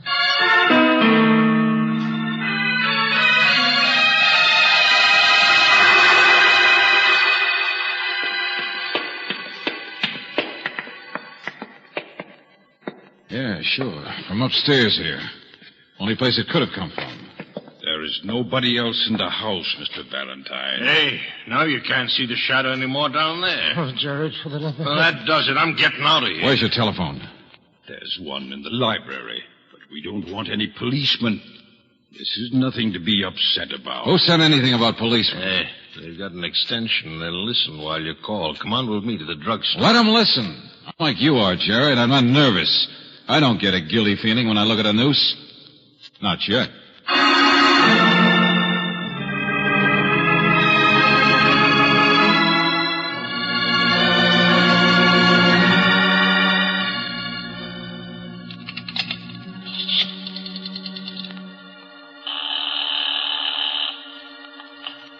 Operator. Hello, operator. Get me. Hello? Hello?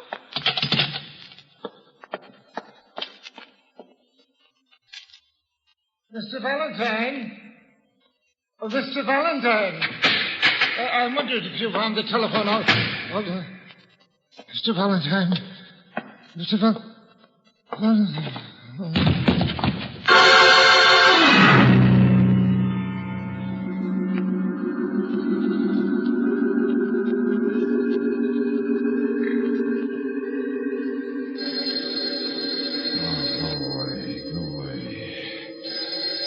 Shut up, will you? Shut up.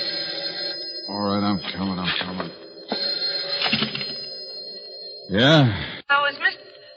George, is that you? Brooksy, What's the matter? You sound so funny. everything's funny. I was just going to call you when the world caved in. What? I was going to tell... Hey, Tom Brinks. Looks like he fainted or something. George, for heaven's sake. He's crazy. They're all crazy. The whole place is crazy, Brooksy. So am I. Now, listen, Angel. I was going to tell you the malarkey out here was too thick to be true, but I guess I'm wrong. I guess I was saved by the bell when you called. Will you please tell me... On account of everybody sees nooses out here. Well, now I do, too. What? Yeah, Angel. There's one made out of rope neatly draped around my neck.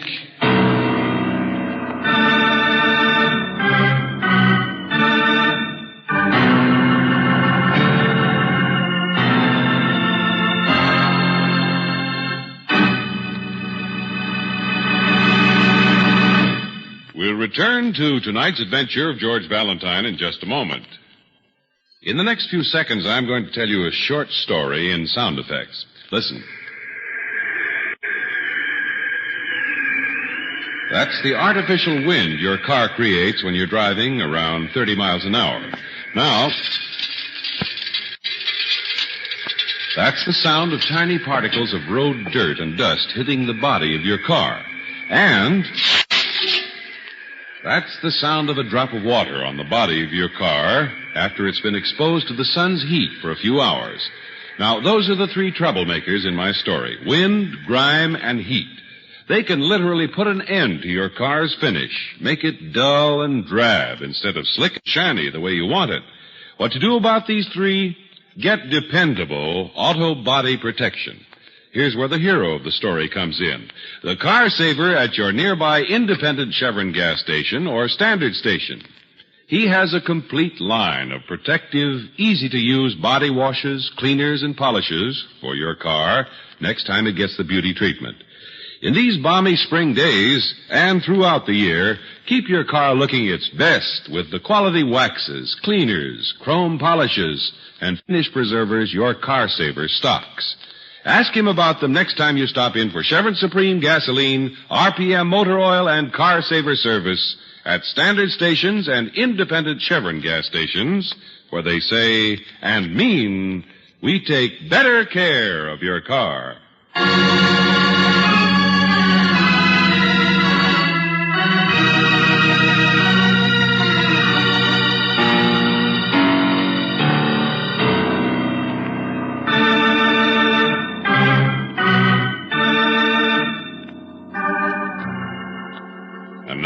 Back to tonight's adventure of George Valentine. The two Binks brothers, Jared and Tom, two recluses whose friend hung himself 10 years ago. And now the Binks brothers are seeing the shadow of a noose. Light cords and sash cords have been tied with hangman's knots. Well, if your name is George Valentine, the whole thing looks a little wild to you. That is, until you yourself get knocked out and come to with a rope around your neck. Angel, I don't know what hit me, I tell you. But, You got George... a plenty sore neck, though. If I hadn't telephoned... Someone must have been trying to kill Oh, you. Brooksy, skip it, will you? I'm all right. What did you find? Well, all that silly stuff about emeralds may not have been so silly. Huh? What? Oh, Mr. Fairweather's death 10 years ago was suicide. But he was supposed to have picked up some stones in India, and the only ones they've ever found have been in Kansas. Just one or two. Oh, you make a lot of sense. How would some of the Tover emeralds get in Kansas if they're supposed to be lost somewhere in India? I mean, someone must have found them. Yeah. Only the police don't know who. That's right. And there's nothing illegal anyway. If they were found, somebody just sold them. Angel, I love you. What? You're fitting the first piece into the jigsaw. Only this house out here is such a big barn of a place with so many rooms and so much junk that That I'll call you back in 15 minutes. Hello. Who are you? Cleaning lady at the booby hatch. Lady with jokes, huh? I worked in a real booby hatch once. Come in to bring their week's food for the binks, that's all. I'm a long order cook now. Hermits got to eat, don't they? Only, say, what did you do to Tom there? Nothing. He fainted. He's all right. Yeah. Ain't he a funny one? Spends all of his time drawing birds. Looks kind of like a sparrow Hey, himself. wait a minute. What are you doing? Put him down. I know where I'm at. I was a nurse once. No, I'm all right. No, please. Every time I come to this place, something crazy happens. There's a man out back to see you, Mr. Binks. What's that, Mabel? That man who owns the house. That Fairweather. Fairweather? Man who owns Is any of your business, mister? Duchess, go tell the man to wait. What? Yeah, you're losing your job as nurse. Get out.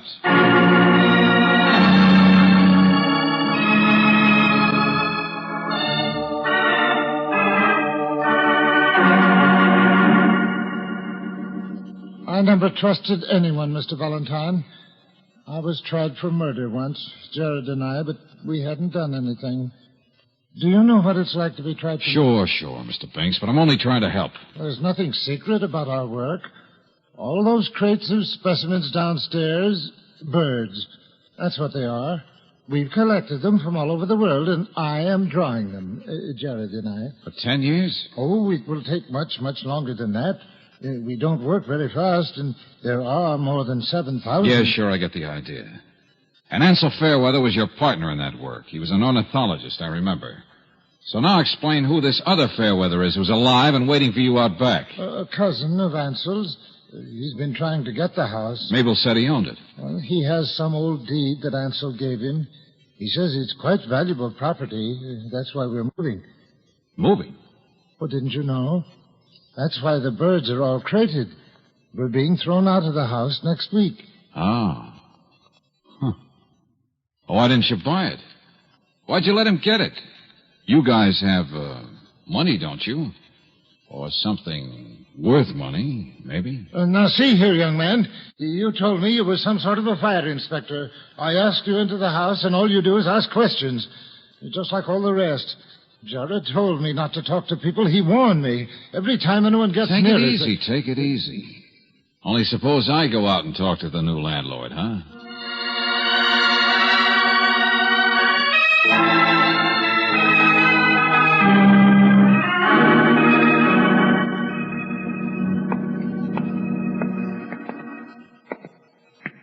Hey, all this stuff on the back porch, do you suppose it's going too, Mr. Fairweather? How should I know? A couple of blame crackpots.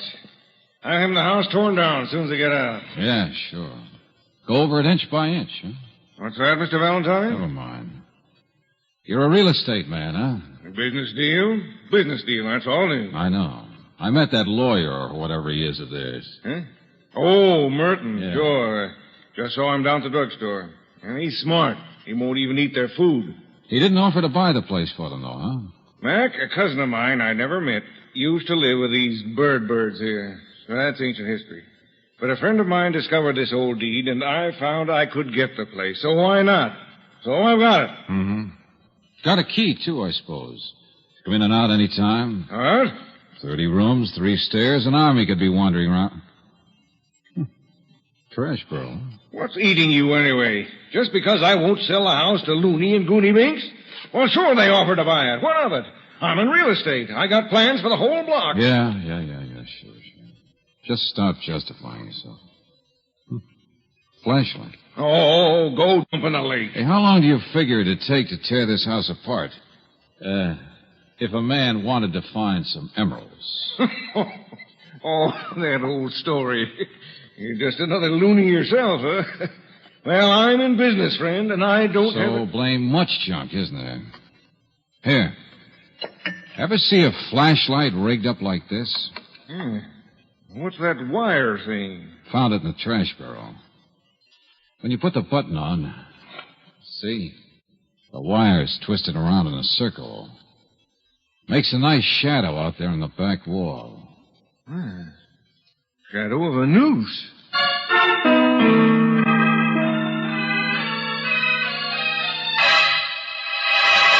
Jared! Jared! What in the name of... Jared! Tom! Where are you? What's happened? Chandelier. The noose. He's dead. He's dead! Tom, come back here. Come back here. Tom! Oh, you crazy idiot. Who says he's dead, huh? Just as well be, I suppose. You hung yourself, sure. Oh, brother. Not heavy or anything, are you, Gerald? Tom, hey, anybody! Okay, come on, Hermit. Let's get you out of here. You need help fast.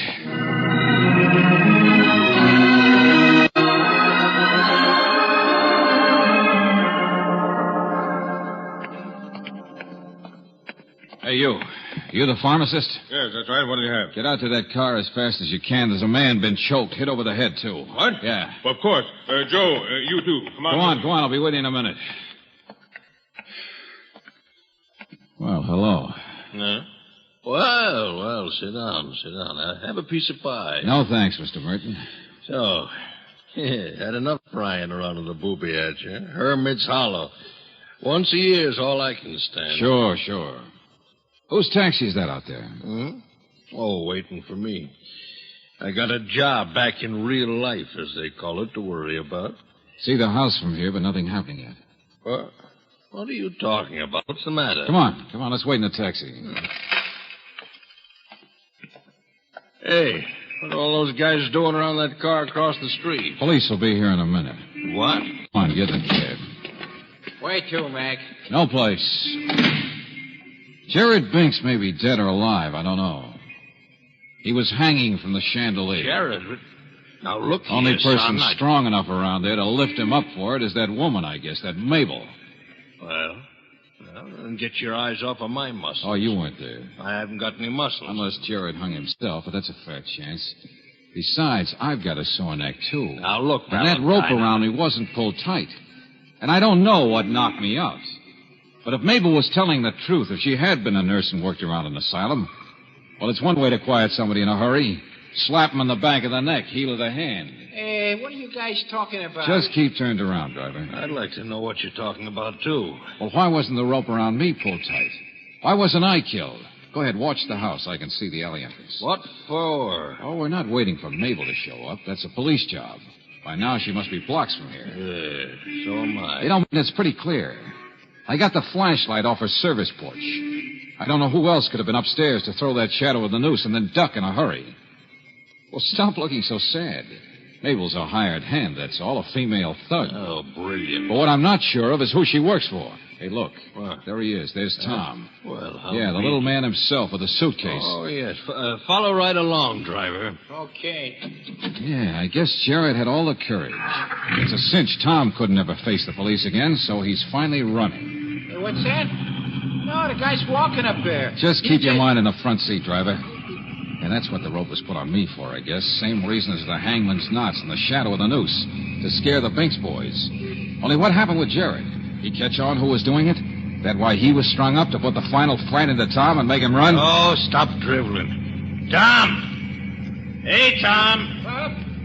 Who is it? It's me, Merton. Over here, Tom. If there were any emeralds in that house, nobody'd ever find them. The Binkses never talked about them. Must have been pretty hard on you, Merton, wondering how you could get your hands on them. You're smart enough to know a gun when you see it, I hope. Huh? Hey, what the... You too. Shut up. Oh, hello, Tom. Hop in. Well, I don't know. It's all right, Tom. You can tell me some things. Like who this guy Merton really is. I told you... Tom, get in here. Uh-huh. Get in. Of course. Merton, don't point that gun at me. You see, Merton's been so careful to get himself an alibi. Taxi all ready and waiting. Shut up, I told you. And Merton told me he came to see you men once a year to handle your business affairs. Well, I have. What of it? Once a year in April? 1 month after income tax? Does that make any sense for a business manager? All right, genius. You've said enough. Goodbye. Well, Merton. Give me that suitcase. Come on, now, step on it. No. You get out from behind the wheel and turn around. Hey, what in the... I'm leaving you right now. Get your hands off that... Give him the suitcase, Binks. It has the emeralds, right? Isn't that the point of the whole business, to scare you into running? And when you run, the one thing you take with you is the emeralds that a man could spend his life searching for in that house? That a man could get one at a time, you mean, once a year. Yeah, that's who I am. I handle a business all right, one at a time, once a year. Merton, please. But never a glimpse of the rest of them. Well, now I've got the whole mess. Get out of my way. You got a mess, all right, Buster. But look out! I'll kill him. Not in April, sweetheart.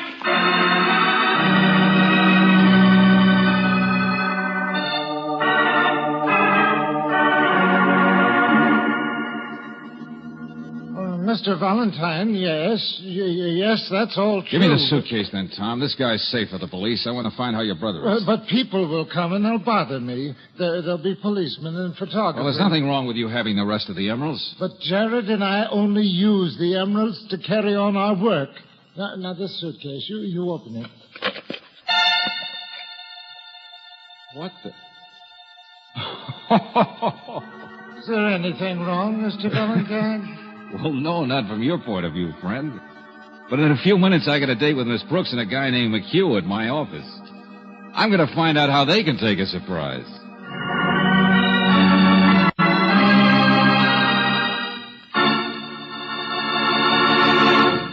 Count on Chevron Supreme to give you all 8 gasoline qualities you need for dependable all-around driving. Be sure you get not 1, not 2, but all 8 gasoline qualities: area blending, mileage, power, anti-knock, vapor lock prevention, starting, warm-up, and acceleration. Ask for Chevron Supreme at standard stations and independent Chevron gas stations, where they say and mean we take better care of your car.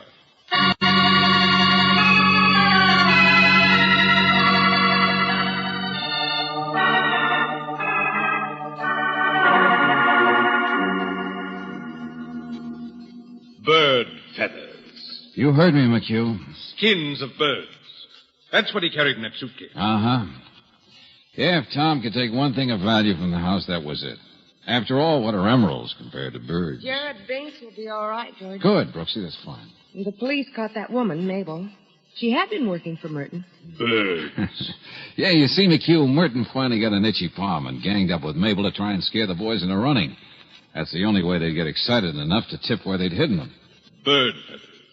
They had over 100 emeralds. And how many did Merton sell for them through the years? 7. What's the matter? What are you sore about? He wants to know where the rest of them are, George. But Tom and Jared will never tell. Mr. McHugh, we got your story for you. What if we didn't find the emeralds? It's certainly a better story than the usual vampire Scotland Yard confessions of a werewolf that you usually print in that story. Yes. But it's a little wild, don't you think? The noose hangs high. See what I mean? Who'll ever believe it?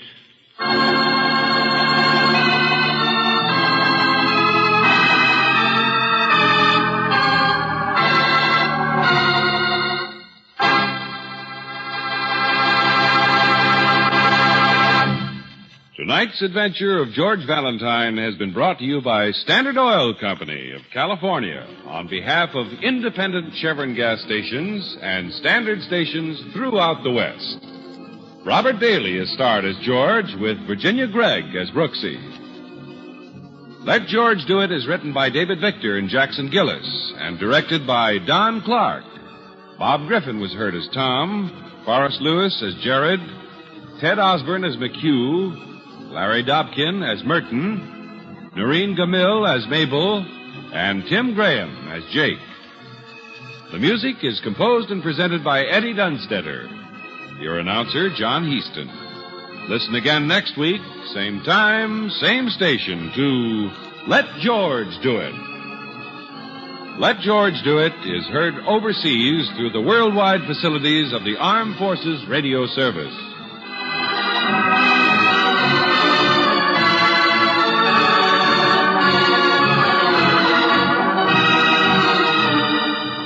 This is the Mutual Don Lee Broadcasting System.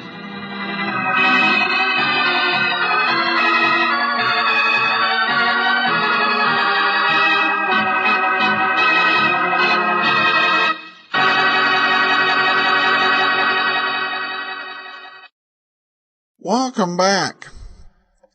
Well, interesting episode. They kind of play on the whole idea that dates back to Edgar Allan Poe and his Dupin character, where the goal is to get the person to reveal where their secret is, assuming that they will carry out the most important item. And there's some sound reasoning to that, but this story begs the question, what if what they hold most important and what you hold most important are two separate things? Of course, for those who are Abbott and Costello fans, this title was also the title of one of their independent films that they did in an attempt to get away from stories that concentrated so much efforts on the boy-girl romance. But that title had nothing to do with the episode. We begin now with listener comments. First of all, Blaine says, I subscribe to your Great Detectives of Old Time radio podcast after hearing about it on your Superman podcast when the oldest available episode was in the 370s. I finally caught up to the latest podcast and wanted to provide a bit of feedback about some of the other feedback you've been reading. Please continue the material you haven't previously selected for as long as possible. I understand it and appreciate that Pat Novak, Nero Wolf, and other past programs are favorites and people would like to hear them again. The great thing about the way you've done this is that we can. I've now heard every episode of The Adventures of the Abbotts, The Thin Man, and a few others by subscribing to the individual feed. I can listen to all the Pat Novak and Nero Wolf in this fashion, as well as the excellent Box 13, which I was first exposed to elsewhere in an incomplete run. So can anyone else. The 200 episode limit on the main feed doesn't seem to be an issue on these. I encourage those looking to listen to these past grades to do so in that manner, forcing iTunes to show all available episodes and re-downloading if necessary. Adam, please keep the podcast schedule running with content you haven't previously aired until you have no choice, i.e. until you are down to less than 5 remaining shows and need something else to fill the remaining weekdays. Keep up the great work, Blaine. And includes a note. Perhaps you'll get it more if you're a fan of the Superman show. I still haven't found a grocery store that carries Kellogg's Pep with those swell comic buttons. Well, thanks for the comment, Blaine. And he is correct. You can subscribe if you go to archives.greatdetectives.net or archives.greatdetectives.net. Excuse me, archive.greatdetectives.net. And there is an RSS feed and an iTunes subscription link for every series we've done. So you can listen to them that way. I wouldn't quite say that, we would never play it again, because there can be a certain, a certain amount of pleasure in feeling like you're listening to the show live and, waiting for a new episode each week. But, last count I did, after this season, we've got 3 more series that we're going to be playing this season. Frank Race, Leonidas Witherall, and, The Fat Man.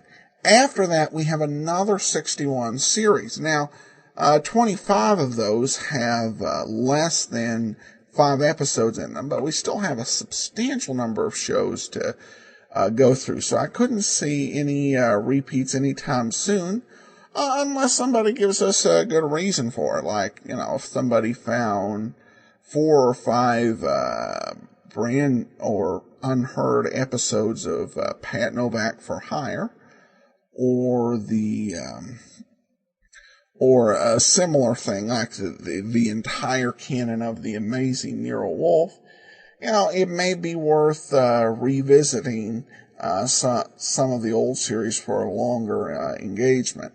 But it's going to be a while before I would probably go with that. But in terms of going back to one we've already played, and for the reason he mentioned. Finally, we have this comment from D. Cody who says, "Hey, Adam, it's weird to see Dick Powell and Pat O'Brien play in a comedy. Cowboy from Brooklyn." The ironic thing about that comment was that it was made in 1938, where it would be weird to see Dick Powell not in a comedy. Of course, he got to redefine himself in 1944 with Murder My Sweet playing Philip Marlowe. But it can be hard for, I think, fans who have gotten to know Dick Powell through Richard Diamond and Rogues Gallery, as well as, his noirish films like Murder My Sweet, Johnny O'Clock, Cornered, and Pitfall, to realize that he had this very long career through the 1930s into the early 1940s, playing in light romantic comedies and musical comedies.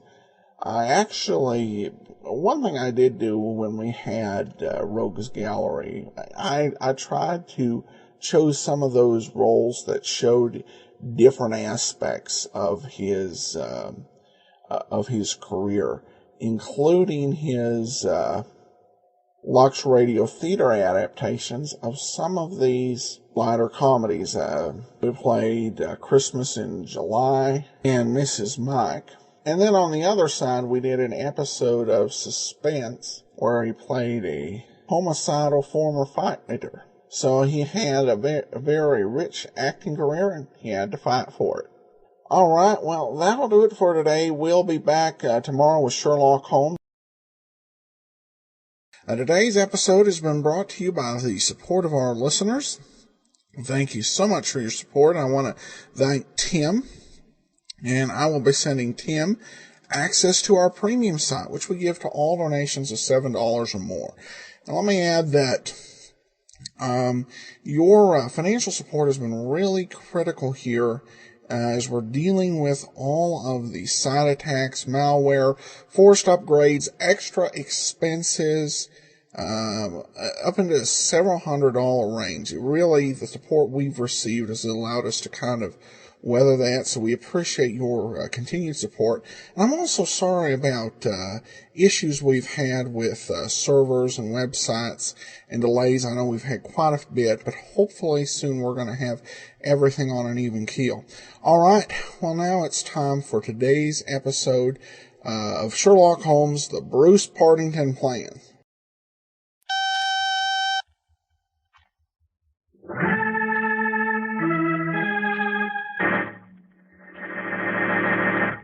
From New York City, the makers of Clipper Craft Clothes for Men and more than 1,200 leading retail stores from coast to coast present that immortal character created by Sir Arthur Conan Doyle, the world's most famous detective, Sherlock Holmes, starring John Stanley.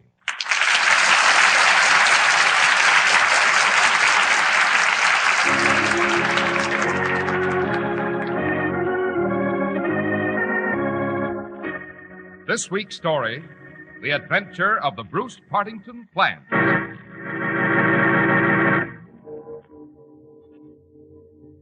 It's just midnight, Holmes. Yes. And I'll hurry Watson should be coming through that door at any moment. Better have your service revolver at the ready. I'm fully prepared, Holmes. Good. Holmes, the signal. Yes. 2 knocks on the door. Our friend has arrived. He has indeed. Now, spring the trap. Stand aside, Watson. What are you going to do, Holmes? I'm going to unlock the door and introduce you to a murderer.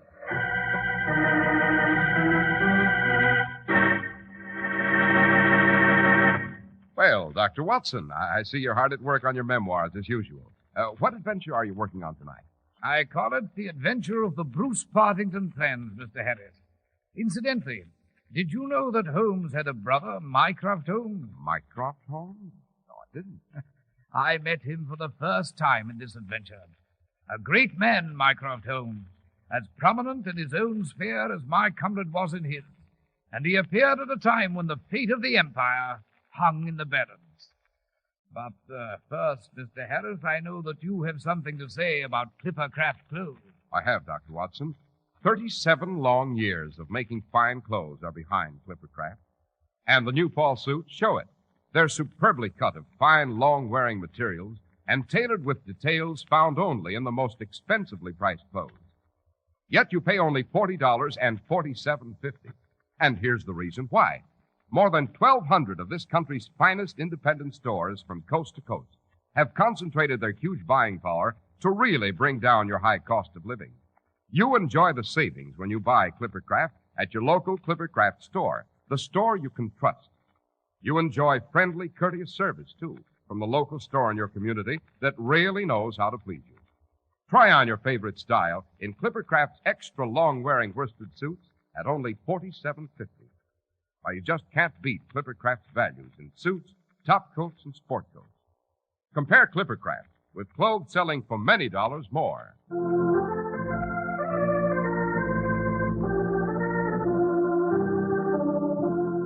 And now, Dr. Watson, what's this adventure of the Bruce Partington plans all about? What are the plans? All in good time, my dear Mr. Harris, all in good time. If my memory does not fail me, this adventure began in November of 1895. A dense yellow fog had settled down over London, so that from our windows at Baker Street it was impossible to see the loom of the opposite houses. It was on this white-shrouded night that a cab came out of the mist and stopped just outside of Woolwich Arsenal. A woman descended and paid off the driver. There you are, cabby.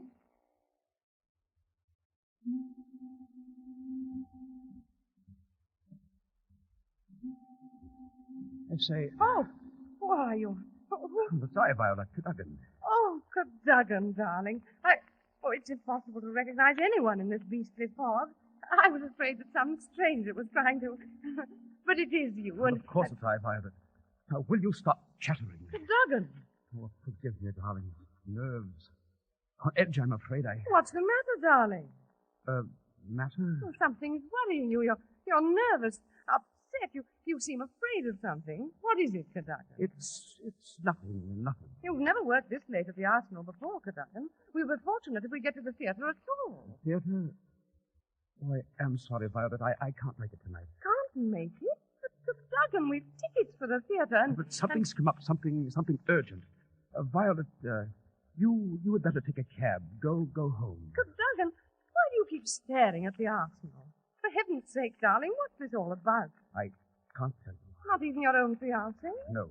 I see. No, darling, I know what you're thinking. You're thinking I don't trust you, but this is extremely confidential. A matter of state of government. And unless I... Violet. Yes? Look over there. You see a man in a bowler hat and a waterproof just coming out of the empty? Why, yes, but what... I've got to follow him. I can't afford to lose him. Cadogan, what... Goodbye, Violet!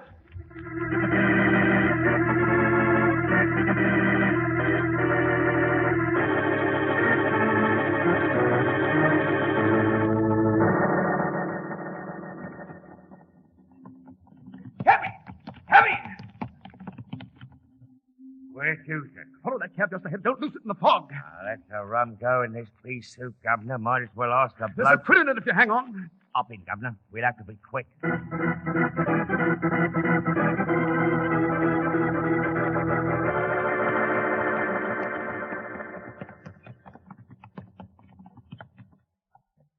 That's a short trip, Governor. There's your coach there in front of Woolwich Station. Your bloke we need to take the underground, seems like.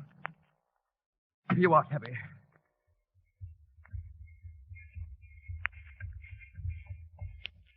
Ticket clock.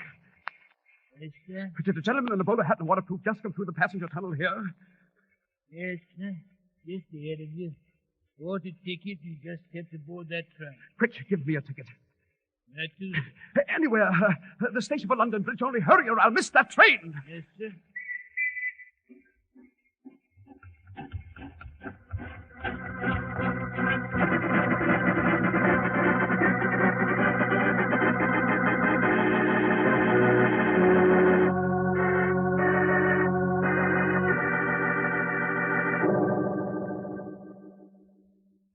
You say your brother Mycroft will arrive here at Baker Street in half an hour, Holmes? Yes, Watson. I'm in receipt of an urgent telegram from Mycroft. He's coming straight from his government office at Whitehall to seek my counsel on a most serious matter. Indeed? On what serious matter? The Cadogan West affair. The Cadogan West? What's that? Well, read the newspapers, Watson. If you peruse the Daily Telegraph there on the chair, you'd find that last night a junior government clerk named Cadogan West met his fiancée, a Miss Violet Westbury, for an evening at the theatre. Well, I mean to say, what of it? With no explanation whatever, he darted off into the fog in pursuit of some mysterious quarry. And early this morning, he was found dead. You mean murdered? Precisely, Watson. His lifeless body was found lying in a tunnel of the underground a few feet from the track just beyond Aldgate Station. Good Lord. Curiously enough, there was no railway ticket found on him. You consider that significant, Holmes? Quite. But even more significant is the fact that my brother Mycroft seems to have taken an intense personal interest in this case. You know, Watson, my brother Mycroft has a unique and confidential status in the inner cabinet and enjoys the counsel of both the Prime Minister and the Queen in delicate matters of empire. Then why is he so concerned with the death of an obscure junior clerk? Patience, my dear Watson, patience. I'm a criminologist, not a clairvoyant. Only Mycroft can answer that question.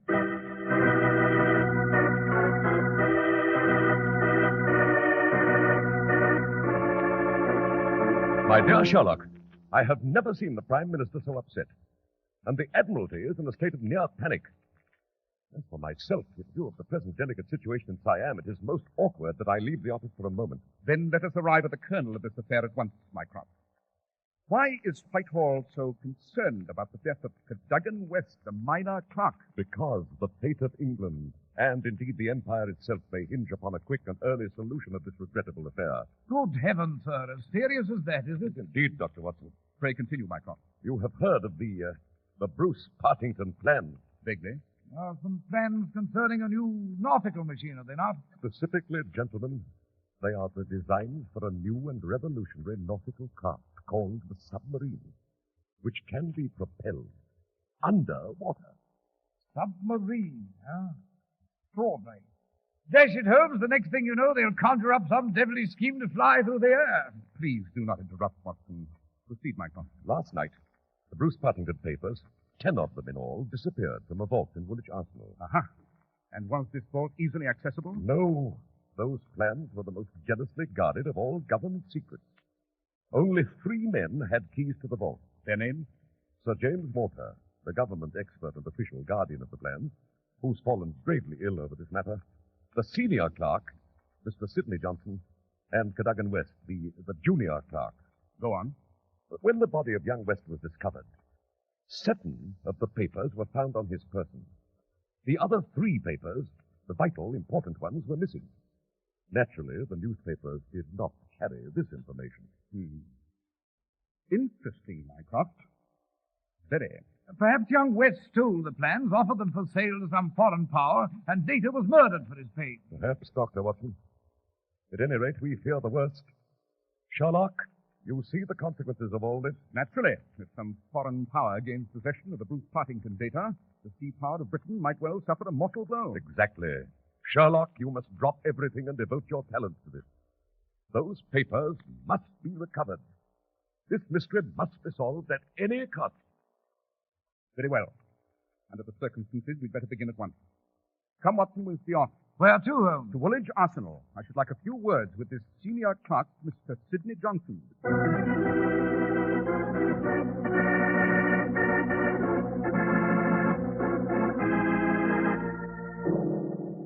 You say the key to that vault never left your possession last night, Mr. Johnson? That is correct, Mr. Holmes. That is entirely correct. And you left Woolwich Arsenal here at 5 o'clock? I did. I most certainly did. I left at closing time as usual. Young Cadogan West also possessed the key, did he not, Mr. Johnson? He did, Dr. Watson. Both he and Sir James Walter are superior.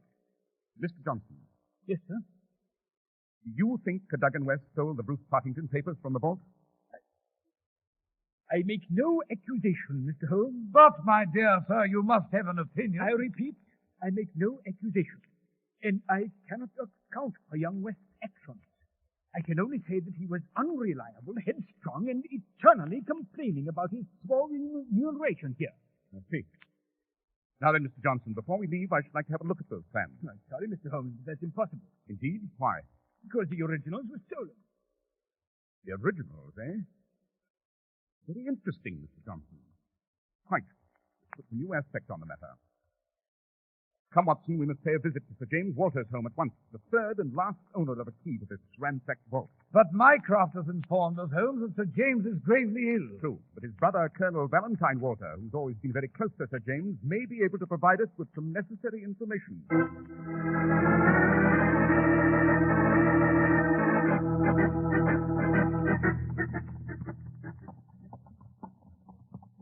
Well, Holmes, I must confess I'm completely confused. Are you indeed, Watson? Yes, we seem to be no nearer to a solution than On the contrary, my dear fellow, we are. We are? We are indeed. It's true, every fresh advance we've made only reveals a fresh ridge beyond. And yet we've certainly made some appreciable progress. Note first that the original plans were stolen instead of being copied. Yes, but what was... Note, too, that no railway ticket was found on the body of young Cadogan West, who was presumably thrown from a metropolitan train. Oh, there's Sir James Walter's house, Watson, at the end of the lane. Look here, Holmes. Sir James has been a high authority in the government for 20 years. He's unimpeachable, absolutely. Perhaps, but one cannot weave a cloth without first picking up all the threads. Watson. A shot, Holmes? Yes. And it came from Sir James's house. Quick, cabby. Get us to that house with all possible speed.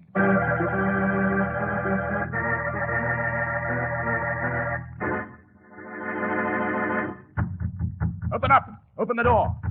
Someone's coming, Holmes. What is it? What? Colonel Valentine Walter? Yes, what do you want? My name is Sherlock Holmes. This is Dr. Watson. We, heard a shot a moment ago, Colonel. We were on our way to see Sir James. I'm afraid that's impossible. What do you mean?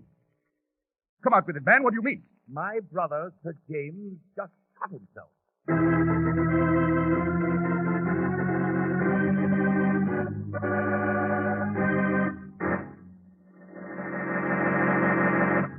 You just won't believe your eyes when you read the Clippercraft price tag. Just $40.47.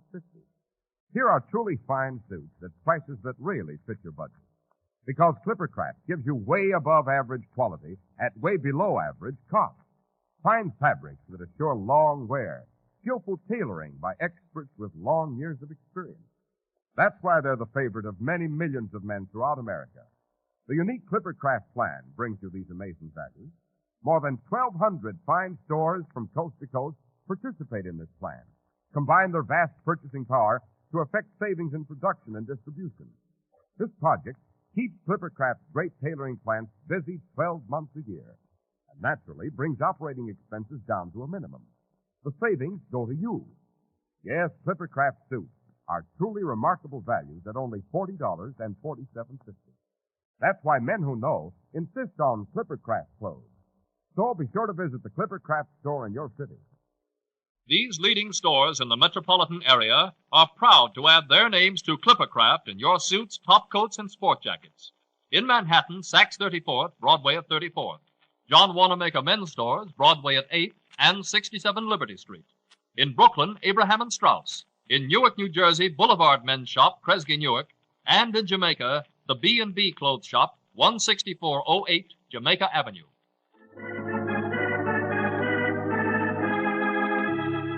And now, let's return to our story, Dr. Watson. Well, Mr. Harris, we entered Sir James Walter's house and found him dead, a revolver by his side. Colonel Valentine was greatly grief-stricken and explained that since the Bruce Partington plans were Sir James's responsibility, his brother had killed himself over the scandal of their loss. At any rate, Holmes and I didn't linger long. Time was passing swiftly. The fate of the Empire was possibly in the balance. What did you do next, Dr. Watson? We approached the Underground Railway authorities. A ticket seller at Woolwich Station had indeed seen young Cadogan West in hot pursuit and testified that young West bought a ticket for London Bridge. After that, Mr. Hodkins, the railway superintendent, led us to the spot in the tunnel where the body had been found. So this point in the tunnel is just beyond Aldgate Station, Mr. Hodkins? That's correct, Mr. Holmes. But it appears that young West had a ticket only as far as London Bridge. There was no ticket for Aldgate found on his body. How do you account for that, Mr. Hodkins? I don't know, Mr. Holmes. I don't understand why he stayed in the train as far as Aldgate after passing London Bridge. Quite. Young West did not have a ticket for Aldgate. Therefore, he was not in the train. What? Moreover, he was bruised only on the head, not on the body. And no blood was found on the spot where he fell. That would indicate he was killed before he entered the tunnel. Holmes, you say young West was not even in the train? I infer, Watson, that he was on the train, but not in it. On the train, but not... Dash it all, I must be obtuse, but it's all confoundedly unclear to me. I agree with Dr. Watson, Mr. Holmes. I make no sense of it. Ah, fortunate circumstance, gentlemen. There's one of our metropolitan trains coming into this tunnel. It will serve to illustrate my theory perfectly. Better step back against the tunnel wall, gentlemen. Right you are, thank you. Note, Watson, the train is on a straight track and it proceeds smoothly and steadily. Aha, now the train's moving around this curve.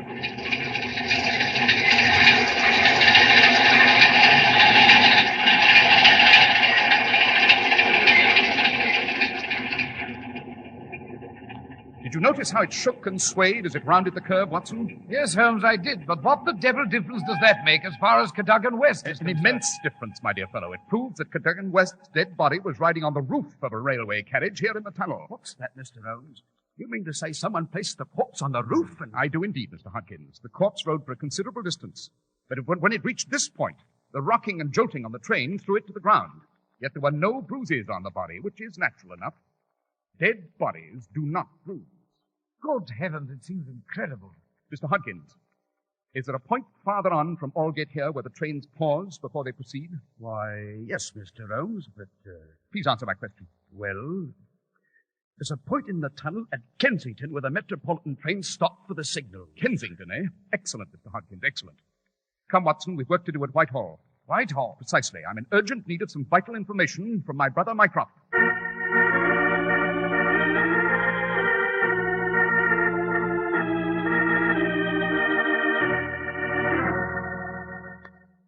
Sherlock, you asked me for a list of foreign agents known to have residences in London at present. I have a highly confidential list here. Capital, Mycroft. I have a very simple query to make. Yes? Do any of these foreign agents live in or near Kensington? Only one, but he's out of the country at present. His name and address? Hugo Oberstein, 13 Caulfield Gardens, Kensington. Aha. Holmes, by what line of deduction? All in good time, my dear Watson, all in good time. Sherlock, is there any progress? The Admiralty is in urgent emergency meeting with the Prime Minister, and at this very moment, my presence is awaited by the inner cabinet. Be of good heart, Mycroft. We're relentlessly pursuing our quarry, and we can hope to hold him in his lair in a very short time. Oh, then I have no alternative but to rely on you, Sherlock. I wish you all success in this matter. And now, if you'll excuse me... Of course.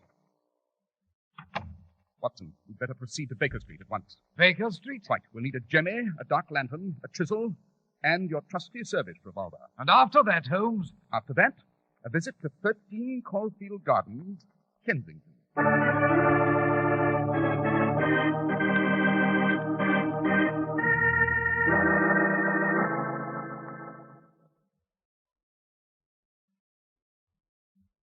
Well, here we are, Watson. 13 Caulfield Gardens, home of our foreign agent, Mr. Hugo Oberstein. It's pitch dark inside, Holmes. Yes. Our friend is no doubt on the continent at this moment. Come, Watson, let's try the door. There's some howling to do. It's locked as I expected. Watson. Yes, Holmes? You have your service revolver handy? At the ready. Good. Keep a sharp eye out. Get back against the wall, Watson. Quick, someone's approaching. Holmes, police, the Bobby on his beach, Watson.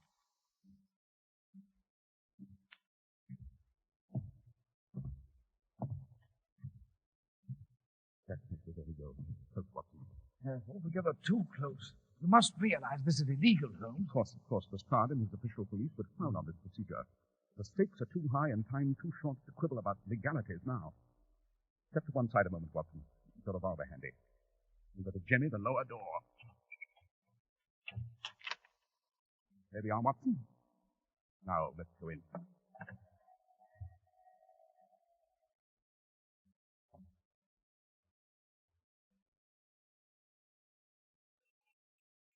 Holmes, what's that? A metropolitan train, Watson. The tunnel's just at the back of this building. And if I'm not wrong, the train will come to a stop here.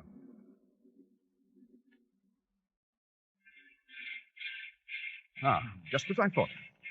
Now, the window. This must be the window. Quick, Watson, the lantern. Right you are, Holmes. Now, we'll raise the window and have a look. Observe here on the windowsill, Watson. Good Lord. Bloodstains. Quite.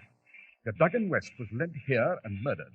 Yes, but my dear Holmes, how was he placed on top of that railroad carriage? Elementary, my dear Watson, elementary. You've only to use your eyes. Look below. You'll note that there is a flight of stone steps leading down from the house to that passageway. But that passageway is in reality the roof of the railway tunnel. You'll observe also that there's a large ventilating window in the roof of that tunnel. If you look carefully, you'll see the top of a railway carriage as it waits the signal to proceed, just under that ventilating window. Ah, yes, I see. In brief, the murderers carried the body of young West down the stairs and thrust it through the ventilating tunnel window upon the roof of a waiting carriage. Then the train simply moved off through the tunnel with its passenger riding the roof. Precisely, Watson. Holmes, I must compliment you on the brilliance of your deduction back at Aldgate Station. Nothing but logic, my dear Watson. Simple logic. Without a ticket, young West couldn't have journeyed inside the carriage.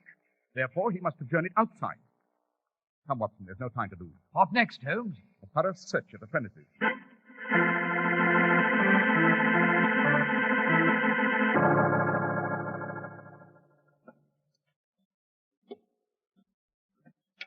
Watson, look here. In Oberstein's cash box on his desk. What is it, Holmes? A series of notices from the agony column of the Daily Telegraph. All signed by one Pierrot. Apparently a communication from Oberstein to a confederate. What do they say? I'll read the most recent. Monday night after 9. 2 taps. Only ourselves. Do not be suspicious. Payment in hard cash when goods delivered. Hero. I must say, Holmes, I'm not quite clear. I am. Watson, tomorrow morning I want you to visit the advertising office of the Daily Telegraph. And later on, we shall pay a return visit to these premises.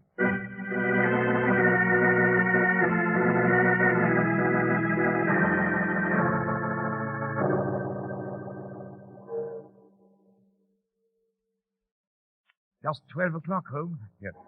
Our quarry should be here at any moment. Save on our trap, Watson. Oh, here's a copy of the ad I inserted this morning, Holmes. Listen. Tonight, 12, same place, 2 taps, most vitally important, your own safety at stake, Pierrot. You would have certainly seen it. What? Listen. Taps on the door. The signal. Yes. Here. Better have your service revolver ready, Watson. I'm prepared, Holmes. Good. One moment, Colonel Walter. Colonel Walter? I'm going to unlock the door, Watson. Oberstein, what the devil does this notice in the Telegraph mean? Means the game's up, Colonel Walter. No, don't move. I warn you, Dr. Watson's an excellent shot. Yes, and under circumstances such as these, sir, I assure you I should not hesitate to use my service revolver. I don't know what all this is about, Mr. Holmes. There's been some mistake. I came here merely to visit Mr. Oberstein. In response to a notice in the agony column of the Daily Telegraph. Eh, my dear Colonel? Yes, a notice we wrote ourselves. You wrote it? We did indeed. But then you know? Everything, my dear Colonel. We know that young Gargan West saw you open the vault at Woolwich Arsenal with a key you duplicated from your brother's key. But how? Elementary, my dear Colonel. The thief had to be an outsider without time, opportunity, or skill to copy the originals. Therefore, he was first to purloin the original plans themselves.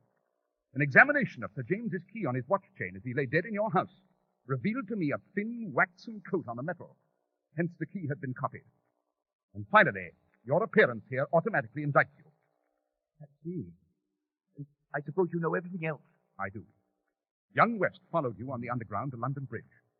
When he left the train, the collector took his ticket at the gate there. Hence, no ticket was found on his person. Then he followed you halfway across London to Caulfield Gardens, Kensington. You became aware that he was following you, and you and Oberstein contrived to murder him. Then you lowered him through the roof of the tunnel outside this window and onto the railway carriage. An ingenious way to get rid of a corpse, Colonel. treason was not enough for you. You had to stain your hands with murder. Mr. Holmes, Dr. Watson, I need money. I need money desperately. And the Bruce Partington plans, they were the only answer. Where are the 3 missing papers now? Hugo Oberstein has them in Paris. He intends to sell them to the highest bidder among the foreign powers. If I could make but some small amends for my treachery. You can. How, Mr. Holmes? Tell me how. You will write to Oberstein immediately. Tell him there is another paper you found, and without it, the 3 he now possesses are useless. Tell him to return at once with the 3 papers intact. Is that clear? Yes. Yes. Very well. Oh, Watson. Yes, sir? You may put away your revolver now. I think Colonel Walter intends no violence and is fully aware of his folly. And unless I miss my guess, Mr. Oberstein will return. And the Empire will once again be easier.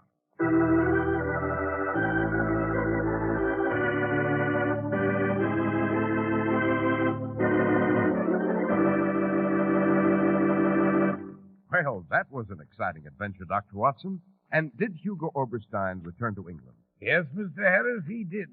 And he was apprehended with the missing papers, which he had intended to offer at auction in all the naval centers of Europe. Well, was Holmes offered any reward for his good work on behalf of the Empire, Doctor? He was, but he refused all honors. Shortly thereafterward, however, my friend appeared with a remarkably fine emerald tie-pin.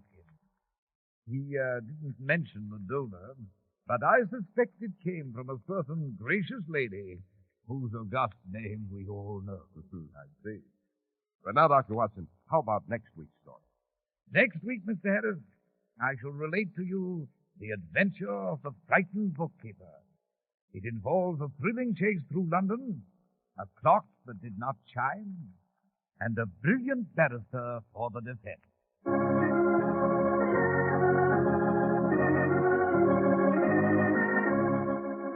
The makers of Clipper Craft Clothes and more than 1,200 stores from coast to coast have brought you another in the new series of broadcasts featuring the world's most famous detective, Sherlock Holmes. Our stories are based upon the character Sherlock Holmes, created by Sir Arthur Conan Doyle, and the program is produced and directed by Basil Loughlin. Sherlock Holmes is played by John Stanley, Dr. Watson by Ian Martin. This week's story was written by Max Ehrlich, with special music by Albert Berman. If you don't know your Clipper Craft dealer, write Clipper Craft, 200 Fifth Avenue, New York City. Be sure to listen next week to Sherlock Holmes in The Adventure of the Frightened Bookkeeper.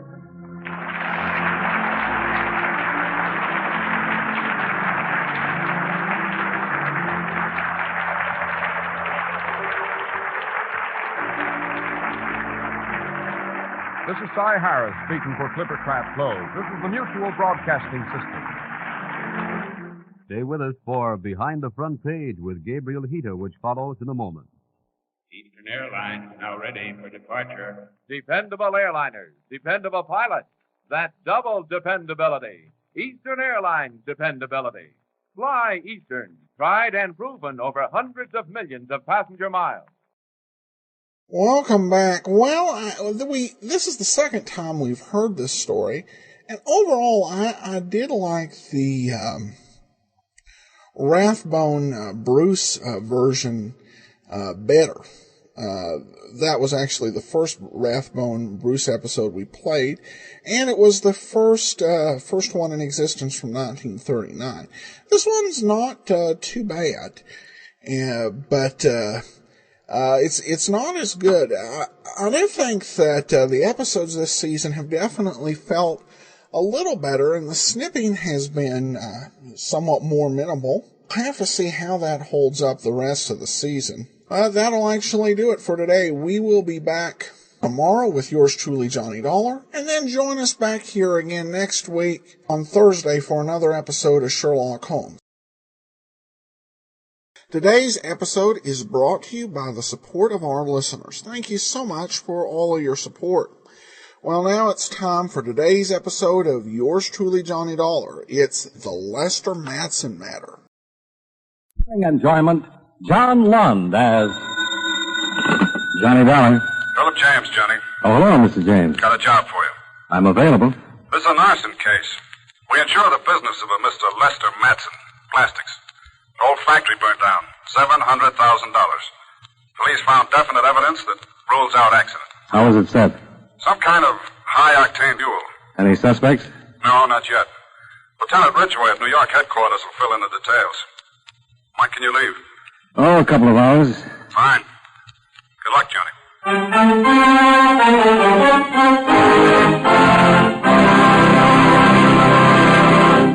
Mind if I break in here for a moment to say a few words? Just the other day, I was having lunch with a group of newspaper reporters. We were talking about the government and what goes into its operation when a thought struck me. It's a funny thing, I said.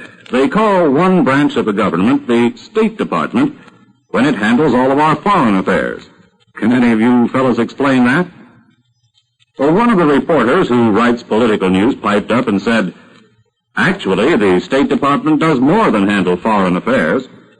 It also publishes all of the laws that have been passed by Congress and issues all the passports and visas for anyone traveling outside the United States. Well, just then the waitress brought us our coffee, and she entered the conversation. Don't forget, she said, if you're ever on a cruise show, you can maybe win a trip to the moon by telling them that the State Department has the job of making sure the Great Seal of the United States doesn't get lost. And it acts sort of like a governmental Emily Post, too. Well, while she was making out our checks, she added this bit of information. Did you ever hear of the Division of Protocol? That's part of the State Department, too. It's the outfit that makes sure foreign diplomats who visit America get introduced the way they should and get seated in the right places at official dinners and things like that. Well, after she gave us all that information, we tipped her and went back to work. And now I think it's time we got back to our program.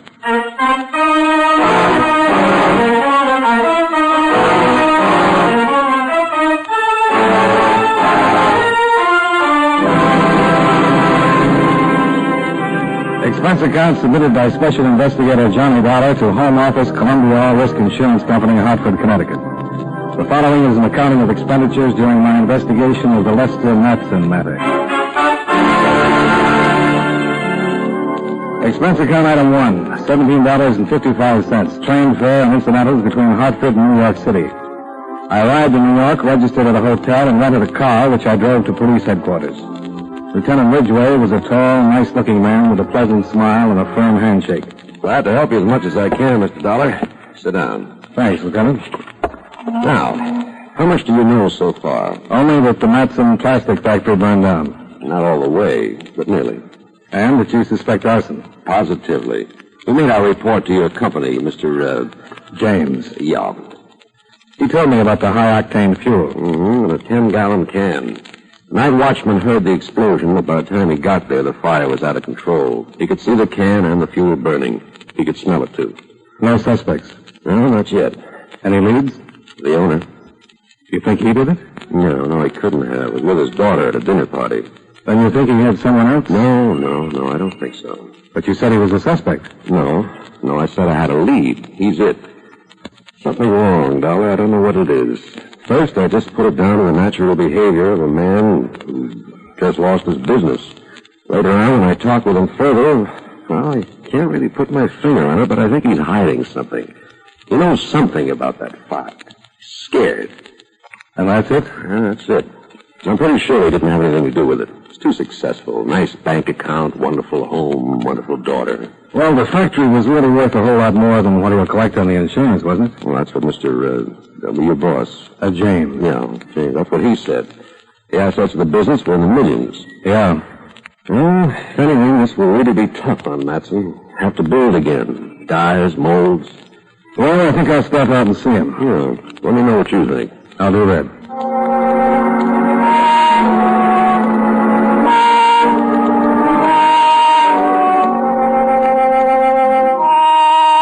The home was across the river in Jersey. A big white colonial with a long circular drive that led up to the front door. A butler showed me into a spacious study, and I was told Mr. Matson would be down shortly. While I waited, I walked around and cased some of the first editions on the bookshelves. Hello. Hello, I'm Christine Matson. I'm Johnny Dollar, Miss Matson. I'm waiting for your father. Oh? Yeah. I'm an insurance investigator. Insurance investigator? About the fire. Oh, yes. You have a beautiful house. Well, thank you. Beautiful. Wonderful collection of books. Yes. I don't imagine one person could read them all. Not in a lifetime. No, I suppose not. Do you like to read, Mr. Dollar. Oh, I'm sorry. I'm so bad with names. So am I. Yes, I like to read, but I don't get much time. Been playing tennis, huh? Mm-hmm. You just got back. Do you? Not anymore. I used to play a little. Well, I guess I better get upstairs. Nice meeting you. Nice meeting you. Will you be around for any length of time while you're investigating the fire? Well, it's hard to say. I hope so. Hello, Chris. Oh, hi, Dad. How was the game? Fine. Mr. Dollar? Yes, sir. I'm Mr. Matson. How do you do? You two have met? Yes. Yes, I was just on my way upstairs. See you later, Dad. Goodbye, Mr. Dollar. Goodbye. Your company notified me you'd be coming down, Mr. Dollar. You have a seat. You're an investigator. That's right. Well, the police have already made a pretty thorough investigation. Yes, I've talked with Lieutenant Ridgway. Well, I can't tell you any more than I've already told them. You were at a party the night of the fire? That's correct. It's all in the report. With your daughter? Yes. When did you find out about the fire? When I arrived home. Mr. Dollar, I explained to you... You said everything to the police, yes. That's right. There's absolutely nothing I can possibly add. Mr. Matson, you're insured with my company for a lot of money. Hardly what I lost in the fire. I'm aware of that. But I have a job to do, and this is an arson case. That's what the police say. A night watchman says so, too. He could have been mistaken. In the excitement, he could very Mr. well... Matson, what difference does it make? It makes a great deal of difference. Your factory burned. You've suffered a considerable loss. I certainly have. I can understand how that would make a difference. But a fire's a fire. If you didn't have anything to do with it... I most certainly did not. Then why so much concern about whether it was deliberately set or not? Oh, wouldn't you be concerned if somebody deliberately set fire to one of your factories? About the fire, yes, but buildings burn down all the time. Fires are started deliberately all over the country. I am sure this one was an accident. Well, accident or the work of a pyromaniac. If you're clear, you'll get the insurance. You think this is the work of a pyromaniac? Seems like a pretty reasonable assumption. But you're sure it was an accident? Oh, I don't know.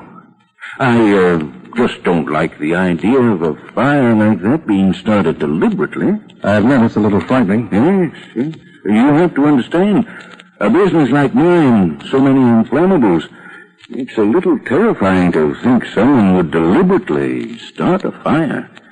Well, what if it had happened during working hours? That's not very probable. Well, I've read about fires in hotels.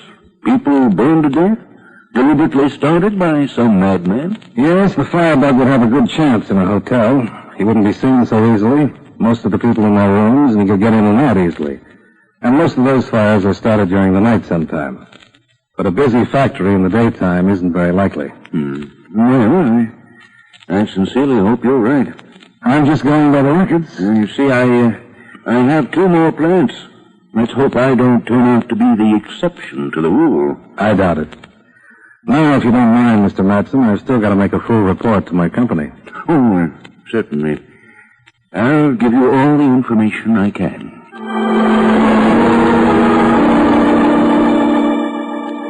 Lieutenant Ridgway had been right. Something was troubling Matson.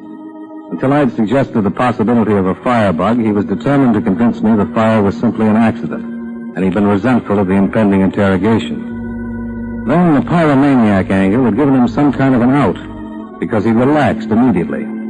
While I questioned him about the details of the fire, he seemed actually cheerful, even resurrected a few old bromides that I politely chuckled along with.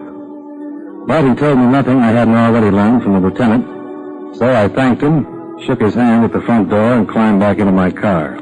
As I drove off, I felt sorry I couldn't have seen the daughter again, because it was certainly a sight worth seeing again. And again.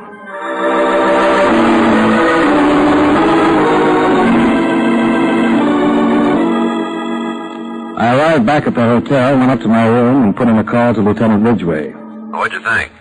Yeah, something's bothering him. Yeah, I know, but what?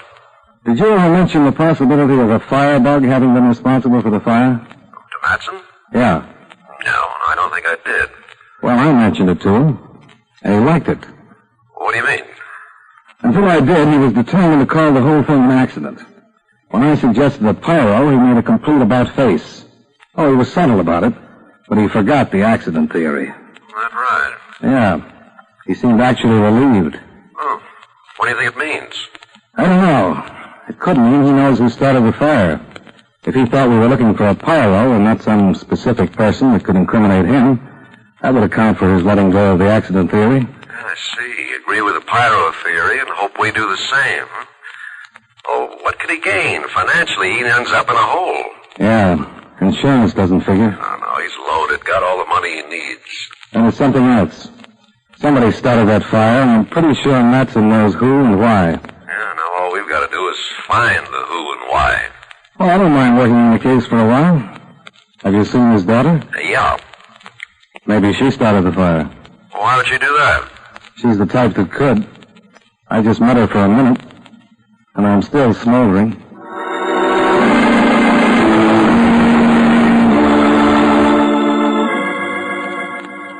The lieutenant suggested a stakeout for Lester Matson. I told him I'd check with him later, took the cold shower, changed, and went down to the hotel bar to freshen up a bit. It was about 4:30, and I was pretty fresh when a page came wandering through calling my name. He told me I was wanted on the phone. Johnny Dollar. This is Christine Matson. Mr. Dollar? Yes. Hello. I found out where you were staying from your company. Well, that's nice. Why did you find out where I was staying from my company? Well, it's very important that I talk to you. All right. Where are you? I don't want to meet you at your hotel. I have to be very careful. Well, so do I. That's not what I mean. If certain parties saw me with you, my father's life would be in danger. Is this about the fire? Yes, it is. Would you meet me at the corner of 5th and 115th Street in a half hour? Sure. I'll be in a cab. I'll pick you up. I'll be the guy with a fire extinguisher.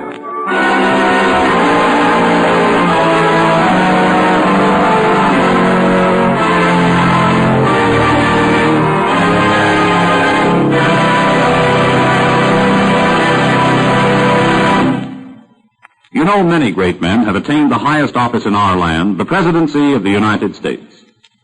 Can you guess the name of this man? He has been called a lawyer by profession, a fighter by choice, and a politician by force of circumstance. And he was outstanding in all three fields. In 1788, at the age of 21, he was appointed public prosecutor for the region which is now Tennessee. As president, he was the first to introduce the National Convention for the nomination of presidential candidates.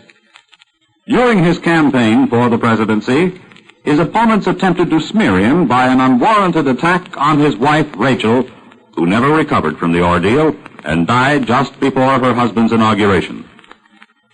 If you don't have his name by now, here's one more clue. During the Battle of New Orleans, as Major General of the Army, he accepted the help of the pirate Jean Lafitte. Who was he? Andrew Jackson, 7th President of the United States. His life is part of your American heritage.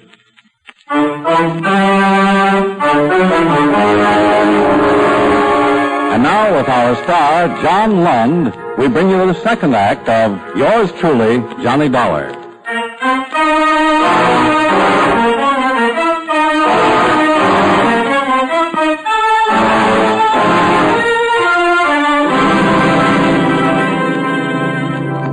As long as the lovely Miss Matson was picking me up in a cab, I left the rented car behind and charged up expense account item 2. $1.65 for cab fare from the hotel to 5th and 115th Streets. It was getting dark by the time I arrived, and I waited for about 10 minutes until Christine Matson's cab pulled up at the curb and she opened the door for me.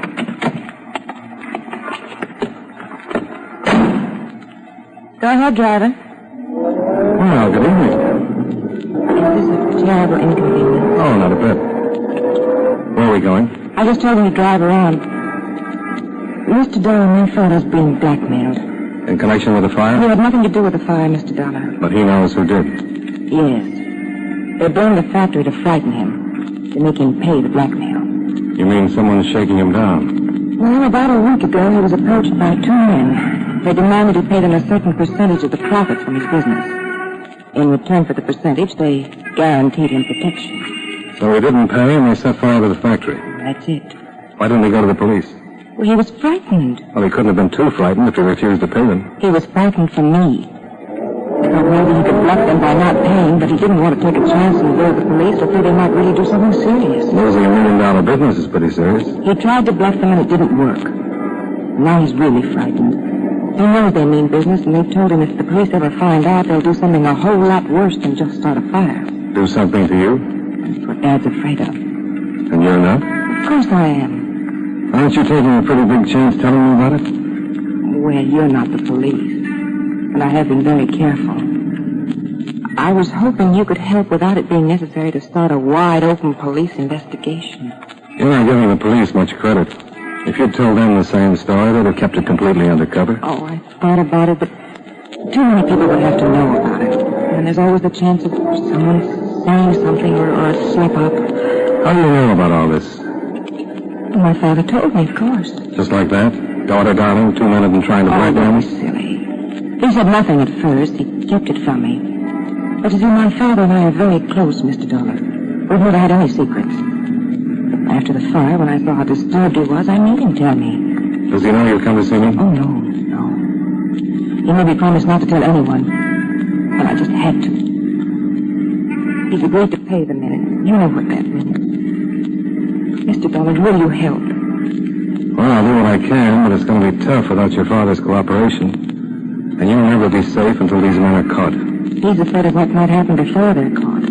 If they find out... There's no middle of the road in something like this. He's got to understand that. I think he does, but...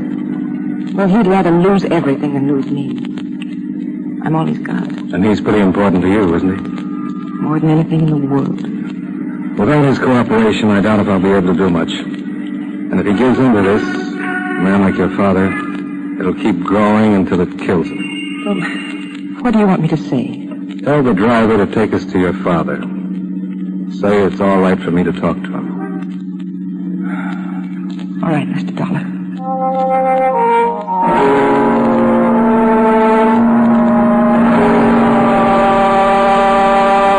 She looked as though she might cry, but she didn't. She gave the driver her address, then sat back in the seat and kept looking straight ahead, while the cab headed across the bridge for New Jersey.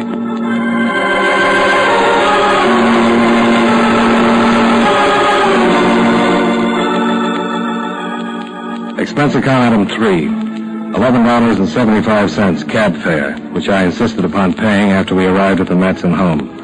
The butler met us at the door, and Chris led me into the study where her father rose to greet us. Hello, Dad. Hello, my dear.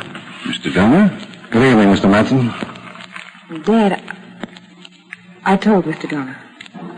I had to. Believe me, Mr. Matson, it's the best thing. Chris? Yes. My dear girl, this can be very serious. Dad, it's already serious. I know, but tell me, do you intend to bring in the police, Mr. Dollar? I promised your daughter I wouldn't, unless it was absolutely necessary. I see. You know everything? Yes, Dad. I told him everything. But you've said nothing to the police as yet? No, I haven't. Oh. Mr. Dollar, if these men find out that you know... Who are these men, Mr. Matson? Mr. Dollar, I would like to tell you something. In the past, I've always confided in my daughter. This time I hesitated because of the possible consequences. But nevertheless, I told her. I did so with the provision that she keep the affair a complete secret. Oh, Dad. I'm not angry, my dear. Believe me. I'm sure you did what you thought was best. Unfortunately, you just didn't realize the gravity of the situation. Certainly I realized Dear, it. you couldn't have. You couldn't have. These men aren't fooling. They've already destroyed $1 million business. It was just lucky there wasn't anyone in the building. So you're going to give them what they want? Yes, Mr. Dollar, I am. You can't win. I'm not expecting to win. I'm just thinking of my business, my family. What would you do in the same situation, Mr. Dollar? I think you'll do exactly what I'm doing. I don't think so. That's easy to say. Look, Mr. Matson, I know you're in a tough spot. You said these men aren't fooling, and you're right. They'll do anything to scare you into paying their blackmail. They'll burn down a building, threaten you and your family, even kill if it comes to that. But you wouldn't do what I'm doing? Maybe. If I had some assurance it would stop there. But don't you know what happens once you give in to them? Don't you think I've thought about that? Don't you think I've considered every possibility? They'll bleed me until there's nothing left. I realize that. But there's no alternative. It's that or... You're afraid they'll kill me. Chris, you're my whole life. Well, then, Dad, consider me a little. Consider? Good Lord, that's what I'm doing. That's all I'm doing. Not now. What about a year from now? 2 years? 5 years? Well, Dad, if you give in to these men, what will it do to you? What will you have left 5 years from now? The business doesn't matter. I'm not talking about the business. We can both get along without the business if we have to. If we did once, we can do it again. I'm talking about you. What will happen to you if you get into this terrible blackmail? Well, there'll be nothing left of you. It'll kill you. Mr. Matson, in some states there's a death penalty for kidnapping. But this kind of blackmail is worse than that. These men kidnap the one thing that people like you and me can't live without. Freedom. My daughter's life is worth my freedom 7 days a week, Mr. Dollar. If that happened, I'd just as soon be dead. Daddy, it would ruin you, and that most certainly would ruin me. There'd be nothing left of us, nothing of what we had. We'd just be alive. Makes a lot of sense, Mr. Matson. I hope you'll see it and help me get these men. But whether you do or don't, I've got a job. I'll try to steer clear of the police as long as I can because I made a promise to your daughter. But I'm going to try and get those guys. They have to be gotten. Dad, please. I don't know, Chris. All right. Who are the men, Mr. Matson? Shot tore through the window and caught Matson in the chest. It was a swell punctuation point for my pep talk on freedom. Before Matson hit the rug, I was on my way to the study door with my gun in my hand. Outside, I circled to the spot near the window where the gunman had been standing. I stopped and listened. From inside the house, I could hear Christine Matson phoning for a doctor. And from not too far away, toward the front of the house, I heard a car start. I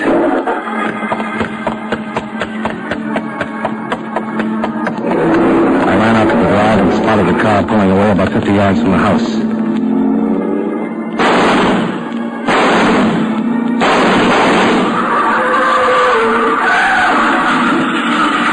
Mr. Dollar! Johnny! Get back in the house, Chris. Dad's bleeding. I can't stop the bleeding. How bad is it? I can't tell. I called Dr. Phillips. Well, get back in that house and wait. I got the car, but there's a man in that car with a shotgun. He may still be able to use it. Now, go on. I started down the driveway for the wrecked car. It was on its side, wrapped around a big oak. The only thing moving was the right front wheel, still spinning slowly. I reached the car and looked in. The shotgun, twisted by the impact, lay on the floor. And the man who fired it was halfway through the windshield, his life running out all over the hood. The driver's seat was empty. Don't move an inch. I'll turn around. Hand your gun back over your shoulder. Okay. I'll walk back to the house. Police will be coming any minute. I just want a car. I'll borrow one of Mr. Matson's. How far do you think you'll get? It's not how far I'm going to get. How far are we going to get? You're an insurance man. You're going to be my insurance. You're going to get us just as far as you can. It all depends. What your life's worth to the law. I couldn't see his face. Kept behind me with his gun pointed at my back. We went around to the other side of the house to the garage and stopped. He shoved the gun hard into my spine. Open the door. As I started to open the big garage door, a car swung in the driveway, and we were suddenly framed in the glare of its headlights. I knew it was the doctor. The man with the gun in my back didn't. He turned, expecting the police.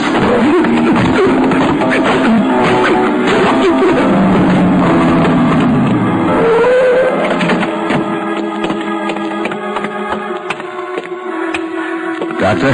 Yes. Your patient's in the house.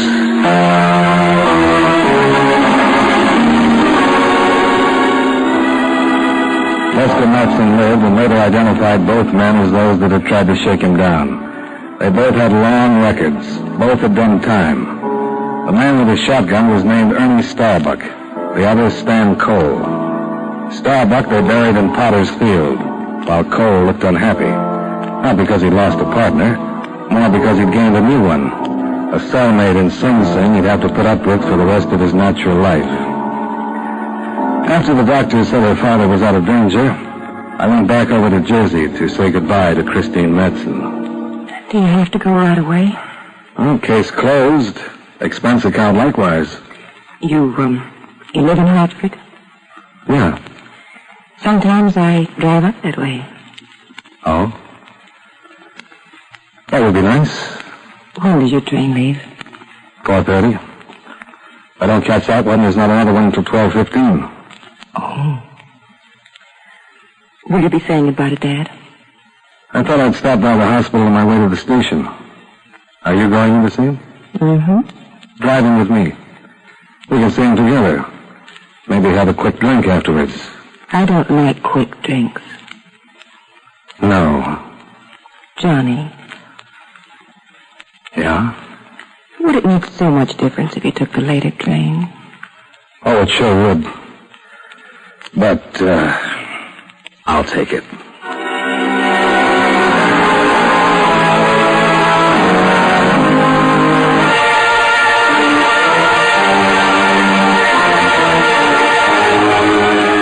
Expense account items 4 and 5, $103.75, car rental and hotel bill. Item 6, $19.80, train fare and incidentals back to Hartford. Expense account total, $154.50. Yours truly, Johnny Dollar.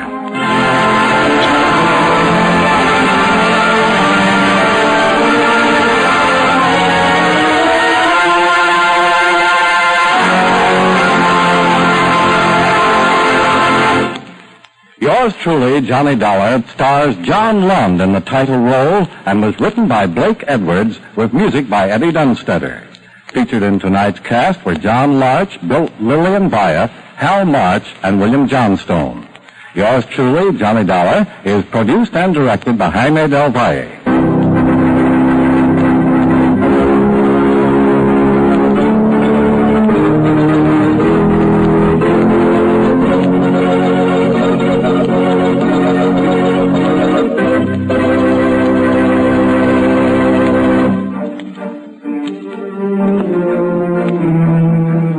Yours truly, Johnny Dollar, starring John Lund, has come to you through the worldwide facilities of the United States Armed Forces Radio and Television Service.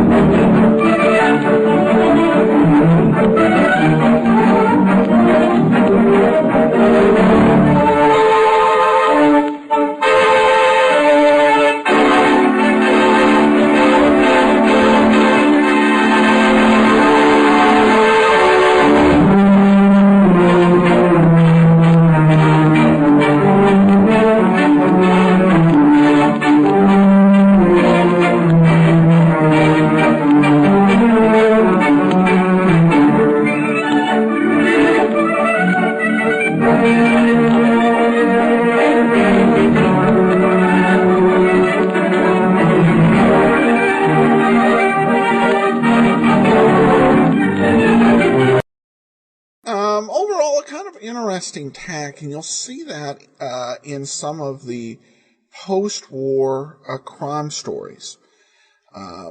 There's a feeling, often expressed, that if, particularly when Johnny was talking about freedom, if, we Americans expended so much blood and treasure in overseas battlefields, it's just not right to have a situation where American citizens at home are confronted by blackmailers, bullies, etc. And so it's an interesting tack against crime that really was only possible through the war. So, all right. Well, now we turn to listener comments and feedback, and we have one from Conwin, who writes, "I stumbled across the show while searching for Sherlock Holmes podcast and got introduced to a brand new, old but gold detective. Thank you." Well, and that was on the Johnny Dollar feed. Well, thanks so much. I'm glad you enjoy the show. And that'll actually do it for this week. We'll be back next week with another episode on Friday of Johnny Dollar. Join us first on Monday for Barrie Craig, Confidential Investigator. In the meanwhile, send your comments to box13 at greatdetectives.net. Follow us on Twitter at Radio Detectives and give us a call, 208-991-4783. But from Boise, Idaho, this is your host, Adam Graham, signing off. Idaho, this is your host, Adam Graham, signing off. Idaho, this is your host, Adam Graham, signing off. Idaho, this is your host, Adam Graham, signing off. Idaho.